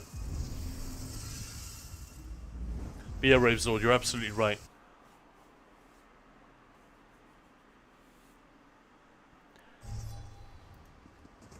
Alright, let's have a look at dailies and endeavors and whatnot. Ah, just popped over 100,000 channel points. Todd the Odd. Hi, Khan. Hey, Todd. How's it going? How you doing?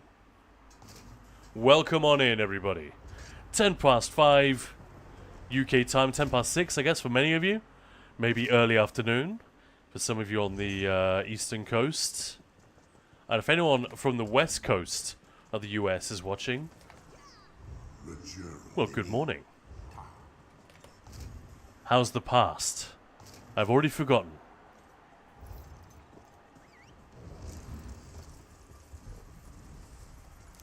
Are there any base game dailies, like in the Mages Guild, for instance? Yeah, there are.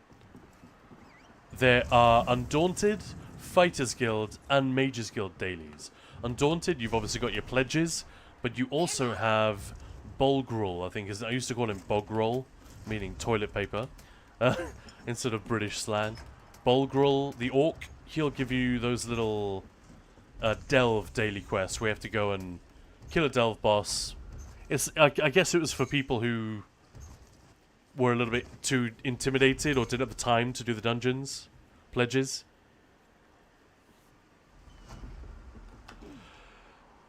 Anyway, it would appear that the EU server is well and truly fixed. Fingers crossed, touch wood, all the rest of it. But yeah, much better than earlier. I shouldn't have waited till I was on a loading screen to say that, should I? Just tempting fate. I haven't done pledges in years. No, I don't tend to do them anymore. But mostly because I have so many keys and there's nothing you can get with keys. Or at least nothing I can get with keys.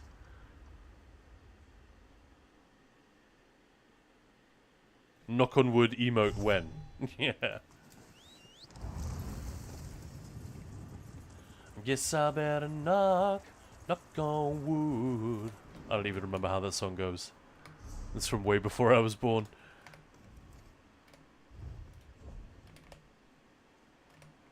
Alright, let's have a look at the endeavors today. What we got?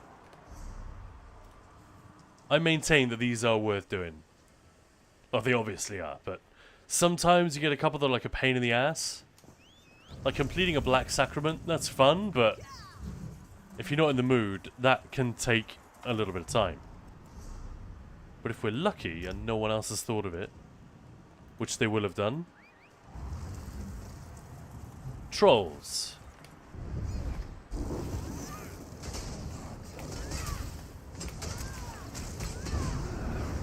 Oh no, at least somebody else thought of it.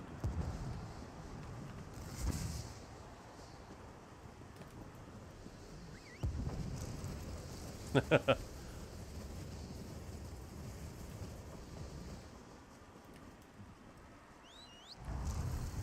that in Bankarai and a Delve. See, I would do everything in dungeons where possible, but I can't think of a dungeon which has 2 or 3 trolls or more right at the beginning.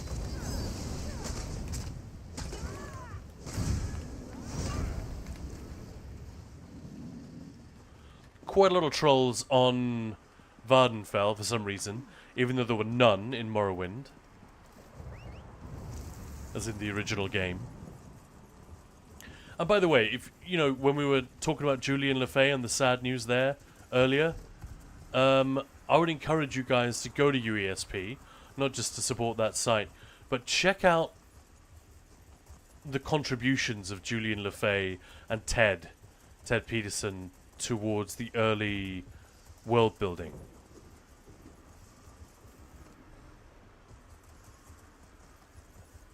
Ted Peterson in particular, one of my favorites. Like one of my absolute heroes.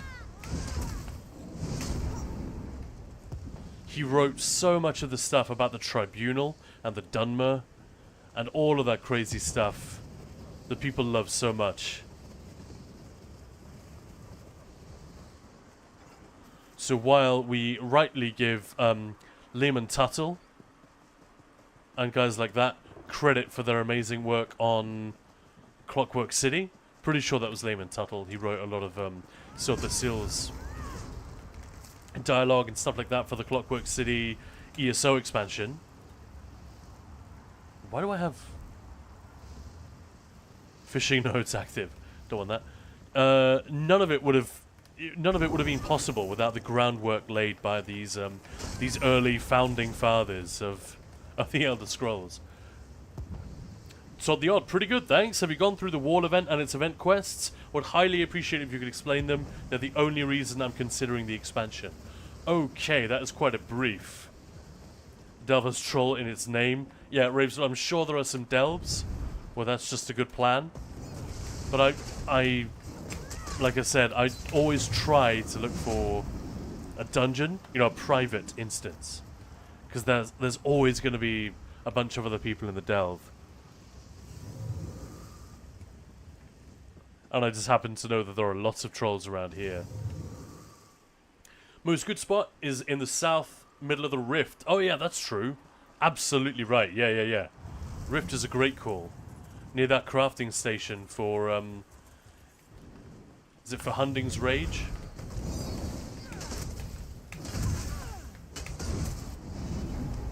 There we go. Kill 5 trolls. Didn't take that long.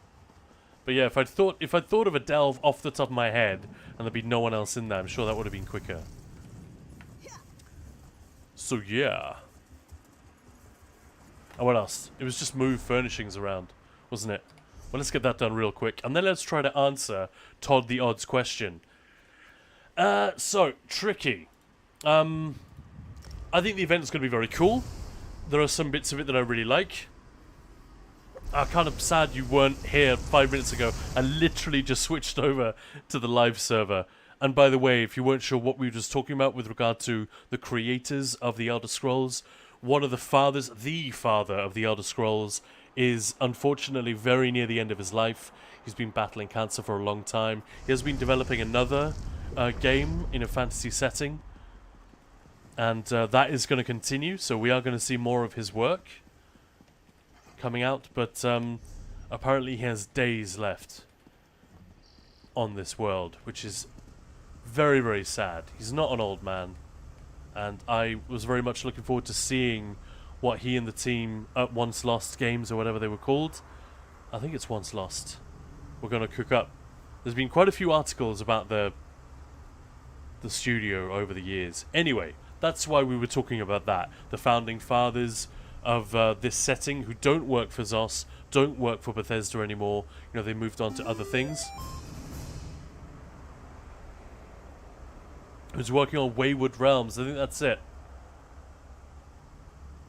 DHML Spooky, welcome very much. Welcome very much. Thank you very much for the follow, and welcome on in. Doing all the AD achieves before I move on. Absolutely. That was called Troll's Toothpick. Yeah, I know the one. Nice. Alright, so. Let's do this. Dining room furnishings. R for browse, retrieve, find the dining room, grab that, R to put away, and then X, Y, Z, Y, Z. Which is undo, redo, undo. Done. I mean, I'm sure you all know that, but just in case. And that's that.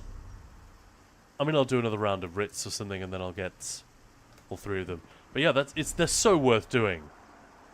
Because although, like, 45 Seals of Endeavor doesn't seem like anything, you know, when you're sitting on a huge amount and you can just get...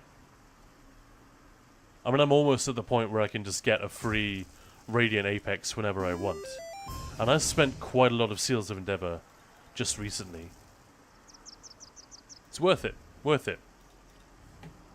Do it.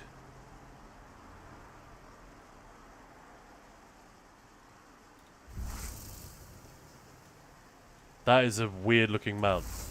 I'm just going to say it. It's a super weird looking mount.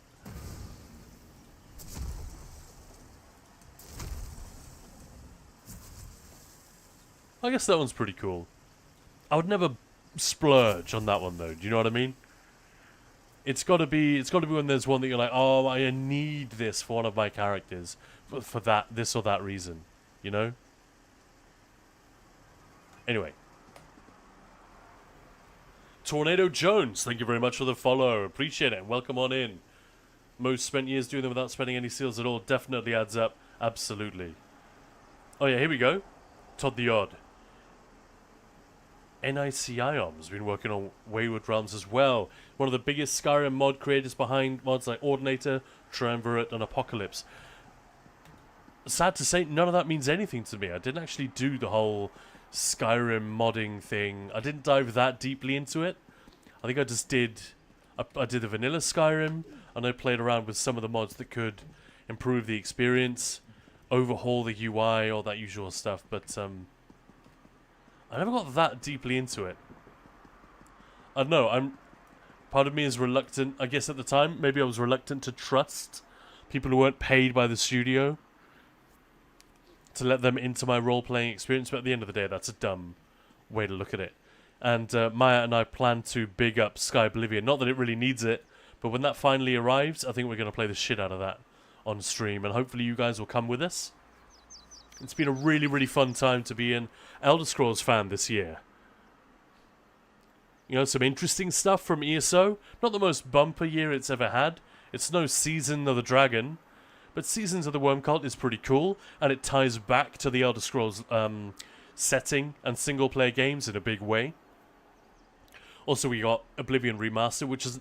I mean, everyone was expecting it to be good. A lot of us were like, yeah, shut up and take my money. I'm definitely buying this, definitely playing this. But the sheer quality of that remaster and the success it had and popularity. So many people streaming it, playing it for the first time, yada yada. Really, really fun. And all of that hype, I really, really hope, is going to feed right into Sky Oblivion, which is a completely fan-made project. In case you don't know, just look it up. It's spelt how you think it is, Sky Oblivion. Skyrim engine, Oblivion, remade completely. It's going to be freaking awesome. It's going to be really, really fun.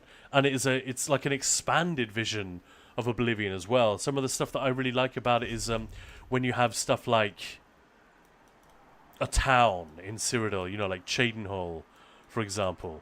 You'll see fields and quarries and things like that around the city, which makes sense. The things that would be required to feed and build a town and support that population, they've actually modded stuff like that into the landscape. So, yeah, it's not just going to be like Oblivion Remastered, the fan version. It's going to be quite a different take. I'm really there for it. I think it's going to be really cool. Anyway, so, Todd the Odd. On the one hand, there's some very fun stuff down on Solstice. There are these camps, which aren't currently marked, but they will be. So they basically correspond to where the road hits the wall. You know, the writhing wall goes all the way up and down here. And at every one of these points, there's a siege camp. So far, nothing's happening there, but that is where the wall event is going to take place. There's a big one here, where as you do sort of the story, there's a quick bit of story to set it up. There's a bit more story, 25% in, then 50% in, then 75% in, and then the wall will collapse, and then we have this whole huge section of story on the other side of the island. That much we know. From my time on PTS, there are a bunch of dailies which are nothing special. Absolutely nothing special. And most of them, I think 80% of them, or certainly 60% of them, you will be able to do without owning Seasons of the Worm Cult.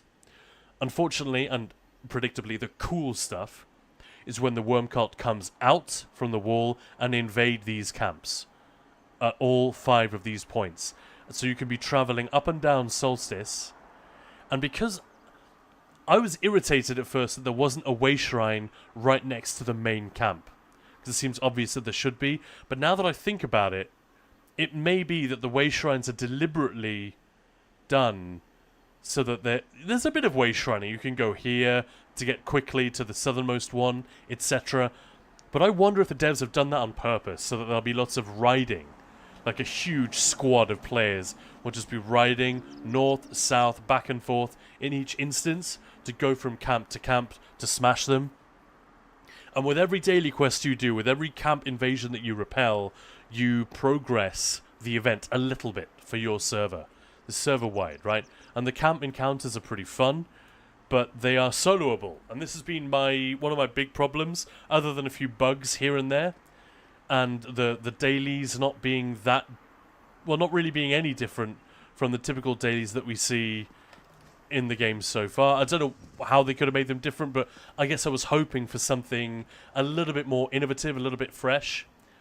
But then again, they had to make it something that could work anywhere. So people who don't own Seasons of the Worm Cult can just go to, I don't know, presumably the Alliance capitals.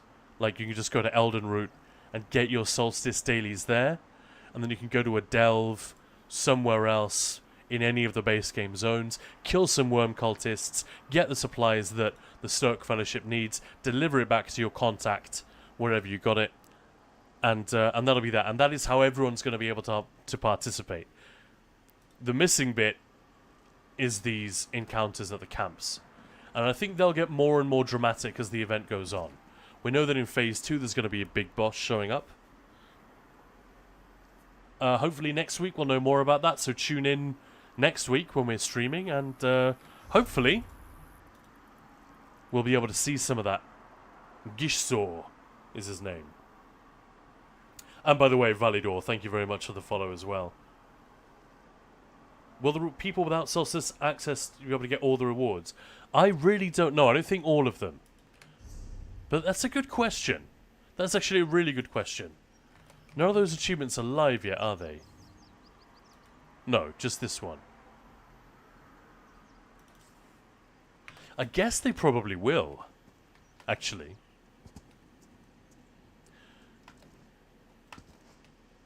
There's got to be some of it which is only available to... This will all be in the video, so we'll all know this ahead of time. I'll make sure of it. But yeah, that is a good point, because the fragments are just dropping from dailies, aren't they? And those can be done anywhere. I wonder if it's the stuff like the style pages you can only get on Solstice.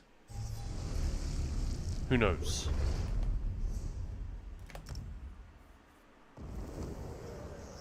Since they can help with some dailies, I would expect they at least get something. Exactly. A, there has to be an incentive, and B, yeah, you don't want to put everything behind the paywall. I'm actually quite pleasantly surprised at how much of the Solstice stuff is seemingly open to everyone. And it's the same with the quest starter. Like, the story starter occurs here on Solstice if you have it. If you don't have it, it'll be... Where's Sturk? Is that Sturk? Sturk is not actually marked on the map. And I want to say it's that one. I can't remember. Shoot. But, you know, the island where we go just before we invade Cold Harbor. You can get all the daily and starter quests from there. So, yeah, what you'll miss out on at the time will be the camp defense, getting to see the defenses get built up over time. That's a cool little gimmick that they've got, that currently on the live server there's nothing there. In fact, I'll port there right now so we can remind ourselves, everyone who was on PTS with me just now. Will there be boxes like Zenithars or Pelinars? Yes, but not quite the same.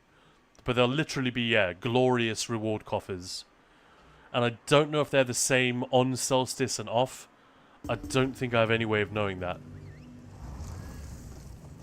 But let me just port... Whoops. Let me just port to Solstice real quick. Oh, there you are. I have been expecting you. But yeah, I hope that covers it. I think it does. Here, do a little part of this event to help people who get paid get rewards. Let's see that going over well. Exactly, yeah. Alright. Over here, Mainlander. I need to speak with you. So this character's never been here before.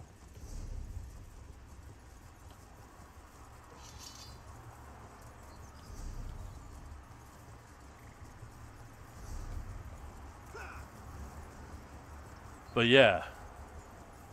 Maybe those of you who were with me just earlier on PTS won't necessarily have realized just how much has changed up here on...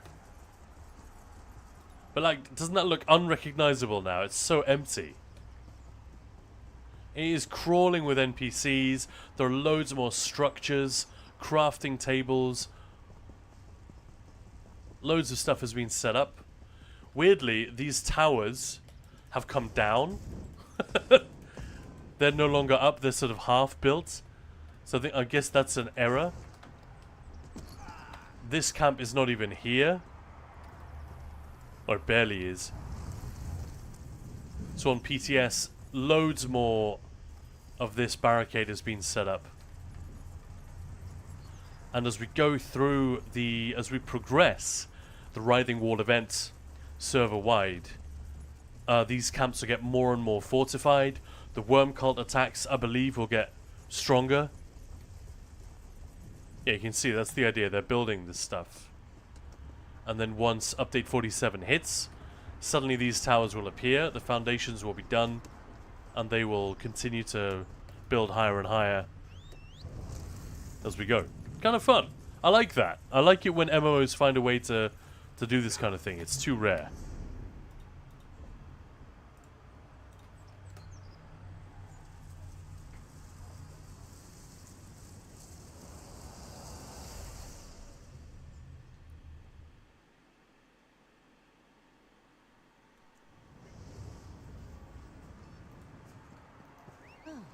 There you are. I have been expecting you. Alright, well, let's get that blacksmithing thing done, because that was another condition, wasn't it, for the daily endeavors. So you can see how quickly they are to do today, if you haven't done them.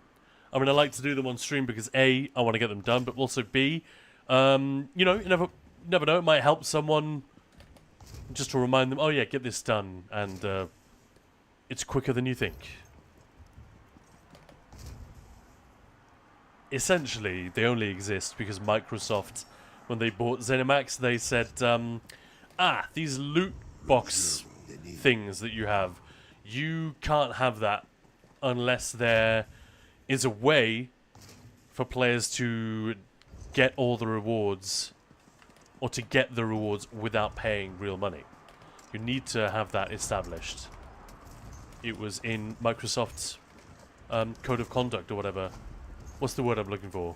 It's in their terms of service, or it's part of their company policy. So that's where all this come from. I'm guessing you guys knew that already, but back when Blackwood was coming out, that was when the acquisition was going through. And that's when this system was added, along with the companions. So that should be it. That should be me done. Yep. What do we want to do with our remaining time? I've got about half an hour before I need to go and hang out with Maya, who's been busting herself at work, hard at work, despite her her injured leg, which apparently is healing fine. It's not as bad as she thought it was.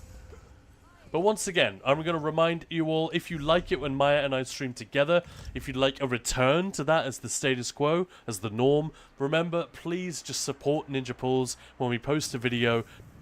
Obviously like it, watch it to the end, sit through the ads if there are any, but also share it. It's one of the most valuable things people can do, is say, hey, obviously don't lie. If you think the video is average or bad, don't do anything. But if you're one of those who write really kind words underneath some of the videos that we post it somewhere in a Discord where lots of people are hanging out and say, hey, underrated content creators right here, go check it out. Or this video is helpful, or something like that. It's free and it helps us a huge amount. Obviously, subs on YouTube, subs on Twitch, follows, all the usual stuff that helps us too. And we really appreciate it. But that is the way we're going to get Maya back on stream every fucking day. She's talking to so many people, it's so close. We've got the American Heart Association got in touch with us because they want to run a charity event, and they looked at some MMOs, and guess what? They found that Ninja Pulls were the people to talk to. That's literally what they said. They may have been buttering us up, but I don't see why. Unfortunately, there's no money in that. You know, we can't exactly say, oh, cool, you want to do a charity event? That'll be $300, please. Doesn't work like that. So we're going to be organizing a raid train for the American Heart Association. We are talking with Zos to see if we can make that work, if they can get involved and promote it. It won't be 10 Fest scale, but it will be something like that. You know, a smaller, more concentrated party time. Is it Belgium where loot boxes are banned? Can ESO players still do endeavors? That's a good question. I don't know if these type of loot boxes are covered by that. But yeah, there are a couple of countries that have enacted laws like that. The EU is moving in that direction. And there is something called, particularly in business, called the Brussels effect. And it has the effect that when the EU decides something, when the EU puts something into law, it generally becomes pretty much a global standard in a fairly short amount of time. It's not because all other lawmakers and regulators around the world look at the EU and think, oh, well, they're so smart. If they're doing it, we must copy it. It must be amazing. There are some who have that attitude, but generally, no. It's more to do with the idea that if such a large amount of the global economy, such a huge trading bloc, is going to adhere to this standard, well, it'll just be simpler for the rest of the world just to get in line.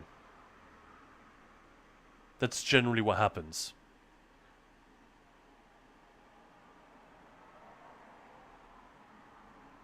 At least for things that are traded internationally. You know, we talk about meat products and things like that. Not so much, but yeah, a lot of EU regulation seems to have that effect. So who knows? I know that people have been talking about this for like nearly 10 years at this point. When is the EU going to regulate loot boxes to the point where this type of behavior, we don't have to ask whether it's immoral or cheeky or scummy or whatever. It's just straight up illegal, and there's a clear dividing line as to what you can and can't do. But it hasn't happened yet. And against all expectations, Microsoft have been one of the biggest advocates for us on this issue by having a sense of self-preservation and a very conservative kind of company policy about loot boxes. We don't want to risk getting in any trouble down the line, so let's just have this. A very, very, very whitewashed and clean policy towards gambling in video games. I have a strength. Feels weird to sing Microsoft's praises in any way after what they did just a couple of weeks ago. After what they did to this community specifically.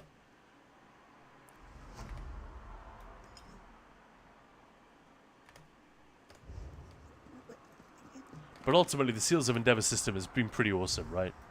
How many things have we all got for free now? Often for doing daily little bits and bobs that we would have done anyway. Oops, I should... I got that yesterday. That was an infused Maelstrom. I should probably lock that. Just in case. Not that I need the transmutes particularly.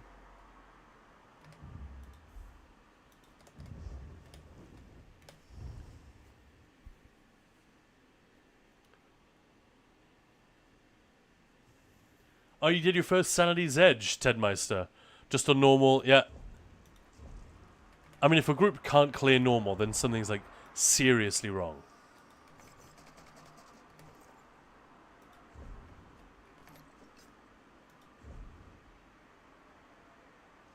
I got a question, actually. And it's a genuine question. It's not me having an opinion on something and asking you guys about it so I have an excuse to get on my soapbox. I genuinely... Well, I suppose I do have an opinion, but it's not... I'm not interested in talking about that. It is a question that comes up quite a lot, and I get a lot of comments on YouTube videos, for example, of people who seem very, very certain about this. I'm not so certain. So I'm curious as to what you guys think. It's about normal and veteran difficulty. So a lot of people seem to think that any player, regardless of how they approach the combat system, like if they just have a heavy attack build, or if they don't quote unquote follow the meta, they should still be able to do veteran content. Let's not go into hard modes. Let's leave that to one side. Is that accurate? Is that like a thing that most people take for granted? Because I always assumed normal is there for everybody, and normal should be at the point where ideally it can be cleared by anybody, but it still can teach you something about veteran, and that's the problem. Often it's so easy that it doesn't teach you a damn thing.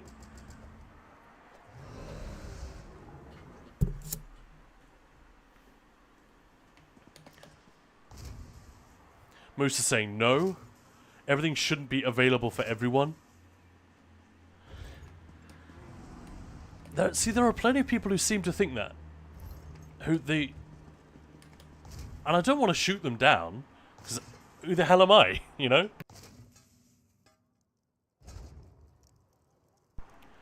I think if someone is interested in the game and they have learned to play and whatnot, but they feel like either the player community tends to sideline players with their level of DPS from veteran content. That's one issue. Or that the content itself puts pressure on the group to deliver a lot of damage. And that's what and so the players are just reacting to that. You know, wherever you place the ultimate blame, definitely people who are of the opinion that normal content is insufficient. See, it never even occurred to me until a few years ago when I first started hearing about this. I guess when people first started getting into the whole OpenSoul debate was the first time I ever came across this idea that veteran content should be for everyone. Not many of you are typing, so I guess you're all pretty much on the same page as me. We don't really know. This is a bit of a fraught subject. Don't ask my opinion. Hey, well, Siba Castillo, thank you very much for the follow. Welcome on in. And feel free to share your opinion if you have one, but if you'd rather just chill and lurk, then absolutely. It was a bit of a random question, to be honest. Moose worded it weirdly, maybe. Everyone should have the option to learn and improve to where they can do everything. Absolutely. And I think that's clearly the case. There's a lot of chat. Well, actually, no, there's not a lot. There's the occasional chat about how people with low mobility in their hands, for example, cannot clear this game. I am not at all convinced. No one's ever given me any real evidence that that is a problem. Easy rotations do exist.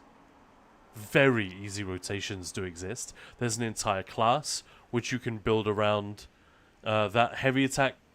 Yeah, they might not be as powerful as an Arcanist with Beam, but they do exist. Although generally people with disabilities in their hands do not like heavy attack builds because they involve putting pressure on one button repeatedly. Arcanist is much better. It's like you push the one button and then chill. And then you can, you know, stretch and wiggle your fingers in the meantime. Much better. I'm told the odds got an opinion here. Normal versus veteran is kind of weird in ESO. Because some normal DLC dungeons are more difficult than some veteran base game dungeons. That's also part of it. The content tends to get more difficult as it moves forward. I'd never heard it put like that. Can you give me an example of a DLC dungeon that... Is it mechanically more difficult or like statistically? Is that the right word? You know what I mean? Like the incoming damage or the DPS required to do this, and that. It's probably just that the mechanics are complicated, right? But it's a really interesting question. It comes up a lot, and if I'm ever put on the spot about it, honestly, I'm not sure what I say.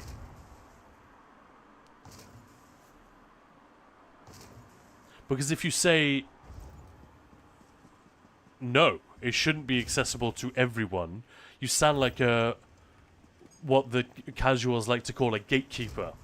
Now, gatekeepers do exist, but barely. I'd say there are an unfathomably tiny proportion of the ESO player base, and there are probably more of them among the mid-tier than there are in, like, top tier or score push or whatever. These people aren't gatekeeping, they have a specific goal with their group that they're trying to achieve, and a baseline of player performance that is absolutely required in order for that goal to be met. So, yeah, it's as simple as that. It's not gatekeeping, it's just... We're trying to play football, and you've just brought, you know, your golf clubs. Like, it's not... That's not what we're trying to do here.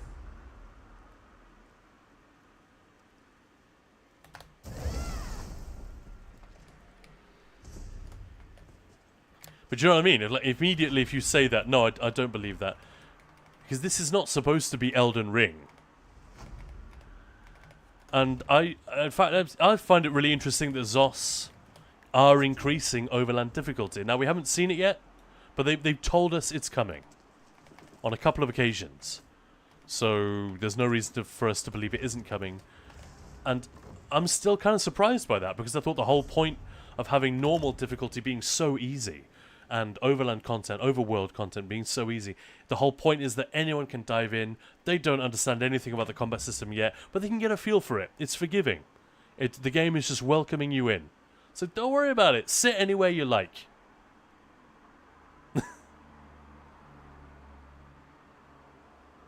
All content should be open to everyone except the Swiss. Jester, nailing it right there. Muso Gatekeeping would be saying they don't deserve to even improve to the level where they could do harder content. Yeah. I think Maya put this beautifully in a video a long time ago when update 35 was a thing. And it was literally a shot of, I think I got this shot actually, of I was in first person, and I was just slow walking like that towards the front door of the Sunspire trial. And I was like, there is no gatekeeper. Where's the fucking gatekeeper? There's the trial. Go do it. And she was much more polite than that. I was like, the idea that you need anyone else to let you in is fanciful. So I'm not sure how this idea is still so widespread. That I'm certain about that. Gatekeeping, that's not a thing. But the idea of, like, content being a bit more accessible, a bit more open to everyone, it comes up every time there's power creep, and people like me is saying, we need to sort out this power creep. Power creep is bad. This is getting out of control. And then people think I am being anti-accessibility, because they're, well, hang on a minute. I suddenly have a shot at clearing this hard mode, which I wasn't able to before, and now you're saying you want to take my damage away. It's very difficult, right, to have this conversation without getting on somebody's bad side. But yeah, really interesting one. Todd, both bosses and later dungeons deal more damage and have more health on average. Also mechanics that multiply the difficulty. Yeah, see, on the mechanics, I'm definitely with you. I guess I hadn't thought about the normal difficulty thing. I guess if you go to Veteran Spindle Clutch 1 and then normal Oathsworn Pit, I can imagine the difficulty being similar. Or maybe Oathsworn even slightly harder. Once you factor in the mechanics, definitely. But whether they hit harder than a veteran boss, that is a really interesting one. I would actually be curious to know. I bet it's really close. Closer than it ought to be. But then, you know, there we go again. The devs want normal to prepare you in some way for veteran. So if veteran Oathsworn Pit is that much harder, you can't have normal just being a complete cakewalk that you just point your beam and everything falls over. Yeah, it's tough. In fact, I often feel bad for tanks. I feel like it's difficult for tanks who want to get into endgame, because it's actually quite difficult to practice. Because if you know how to tank at a fairly basic level, like if you've got the basics down, you can self-sustain. You're not a victim of this idea that you need to rely on your healers for healing, that you can just heal yourself unless you get the debuff on you. A defile. You should be healing yourself. Healers heal the DDs, and they give you resources and top you up, but they're not there to heal you. That's your job.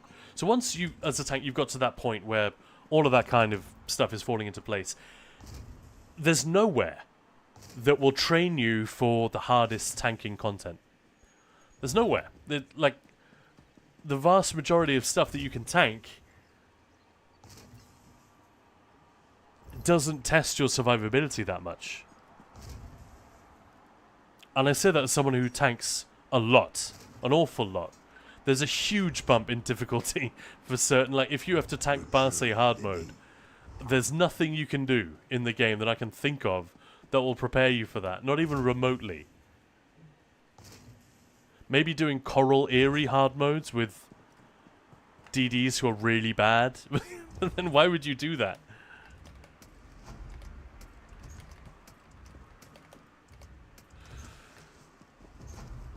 So yeah, I definitely understand. I definitely understand how we get to this position and where the debate comes in.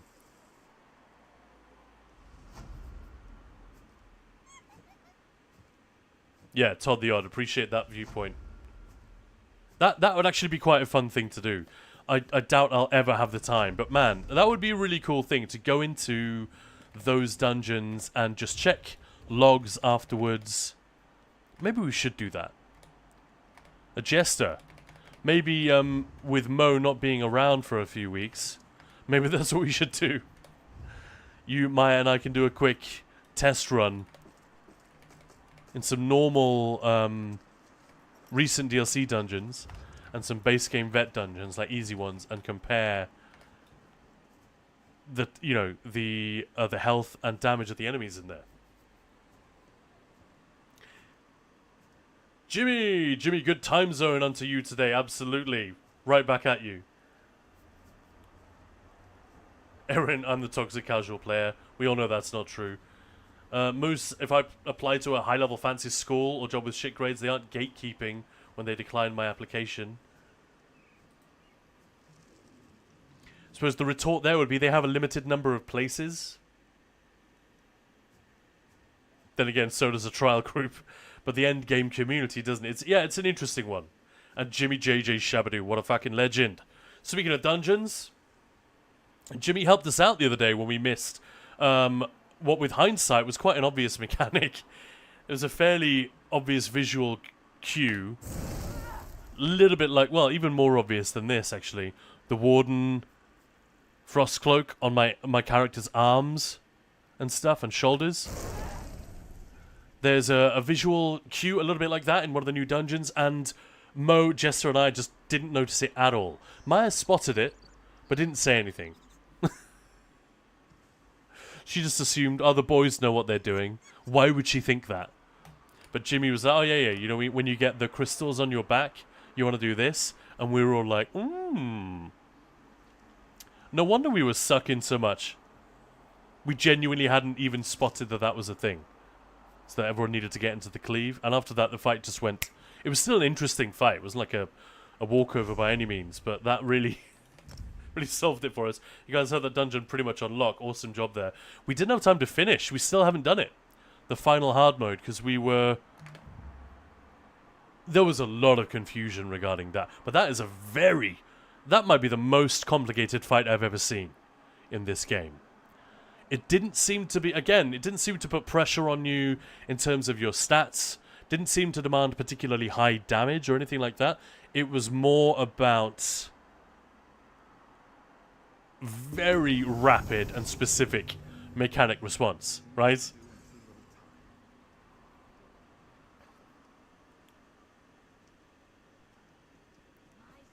And Jess is saying, a large part of the misconception is that people conflate being kept out of content with not being allowed in some specific groups for whatever reason. Right, yeah, because if there are a couple of groups with X DPS requirements and you can't get in, maybe you start to think it's everyone. Everyone who is doing trials is keeping me out. Yeah, a bit of a silly, self-centered conclusion, but I could see the human brain very quickly jumping to a conclusion like that. That's a good point.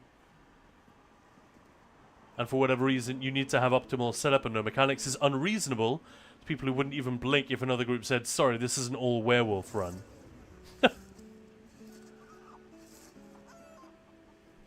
Yeah, maybe it's just communication, stuff getting lost in translation, people hearing what they want to hear. Coral Erin is the hardest dungeon. Is it really? Tried Fungal Grotto earlier on hard mode. Nice. How'd you find it? Neither of those has prevented them from finding a group that doesn't have the requirements or putting together their own. Easier said than done, I know, but the point stands. That's exactly what Maya and I have said when confronted with this, is that there is no gatekeeping. You can always... Where do you think these groups came from? Someone set it up. You can do the same. And you can have your own requirements. No one is preventing you from doing that. The door is right there. Go. It's how we started. It's literally how Ninja Pulls got started. Because we'd done all the normal trials. We wanted to do vet. You know, we'd done some of the vet crags and stuff like that. We hadn't done the hard modes in there. None of us had done veteran Asylum, for example, and the day when Ninja Balls really was born, this is a little bit sad, but my buddy was trying to lead us through Asylum, just on normal, I think it was, and he just couldn't explain what any of the mechanics were. He had like Alcast HQ open on his phone, and even back then when Alcast was actually playing the game, he quit years ago, his guides still were not that complete or useful.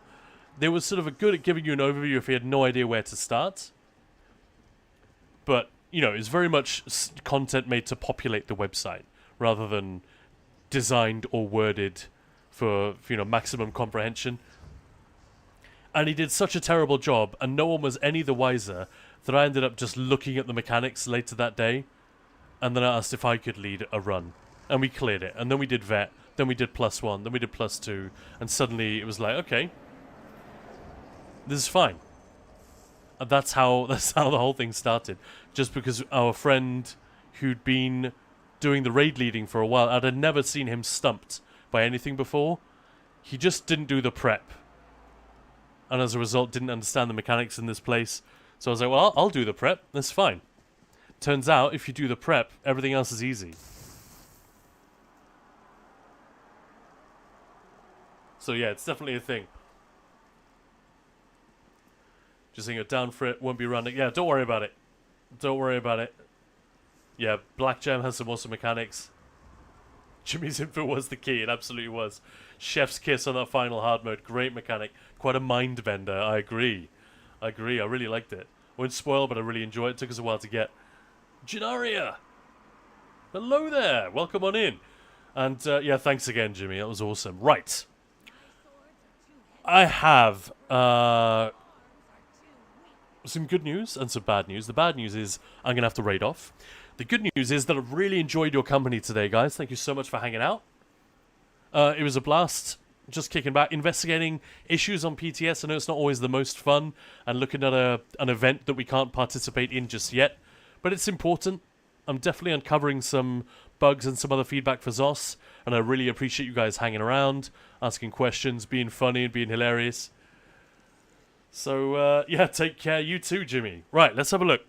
Unfortunately, Jimmy's not streaming right now. Otherwise, it'd be easy. Just raid off to him. Alright. Todd's checking on UESP. Spindle Clutch 1 final boss has 4 mil. Ozazan the Inferno from Scrivener's Hall has 4.5 mil. This is normal versus veteran, so there we go. Thank you for the heads up. Well, that's just one set of numbers, but it's indicative, right? I say we raid Sainira. She's doing some cozy / chaotic PvP. We haven't said hi to her in a couple of days, or more than that. So, Sainira is awesome. Please stay, stay along for the raid. And make a lot of noise when you get into chat. And say hi to her. She's awesome. And, yeah, I guess she's going to be getting ready for the weekend. But thank you so much for today. If you've got any follows or subs lying around, last chance today. Really appreciate the hang. And, yeah, keep helping us out. And we'll see you again tomorrow. Take it easy, guys.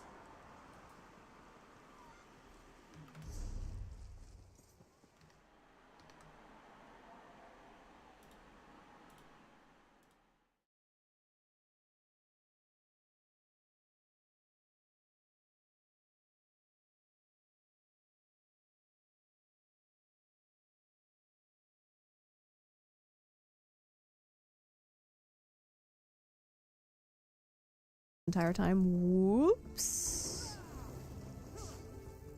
Anyway, I do PvP and some PvE. And guys, in case you didn't come in with the raid, go follow Ninja Pulse Gaming right now. Seriously, they're absolutely wonderful human beings that do a lot for the community. Y'all better do it, or I'm gonna be upset if you don't. They're the masterminds behind the Archive raid chain, and then recently the 10 Fest event. Hey Con, how are you guys? Hello. Of course, you guys deserve it. You guys deserve it a lot. Yeah, welcome, Raiders. What's 10 Fest? It was a 10-day, or was it 11? Celebration of ESO, because, you know, like, the game's been out. I swear, this is the second time this has happened. It's the best feeling watching him live out his dream. Kita udah nunjukin kalau ladies itu juga tetap bisa bersaing di scene cowok. It's this pressure that you have on you that if you don't win, you lose your job.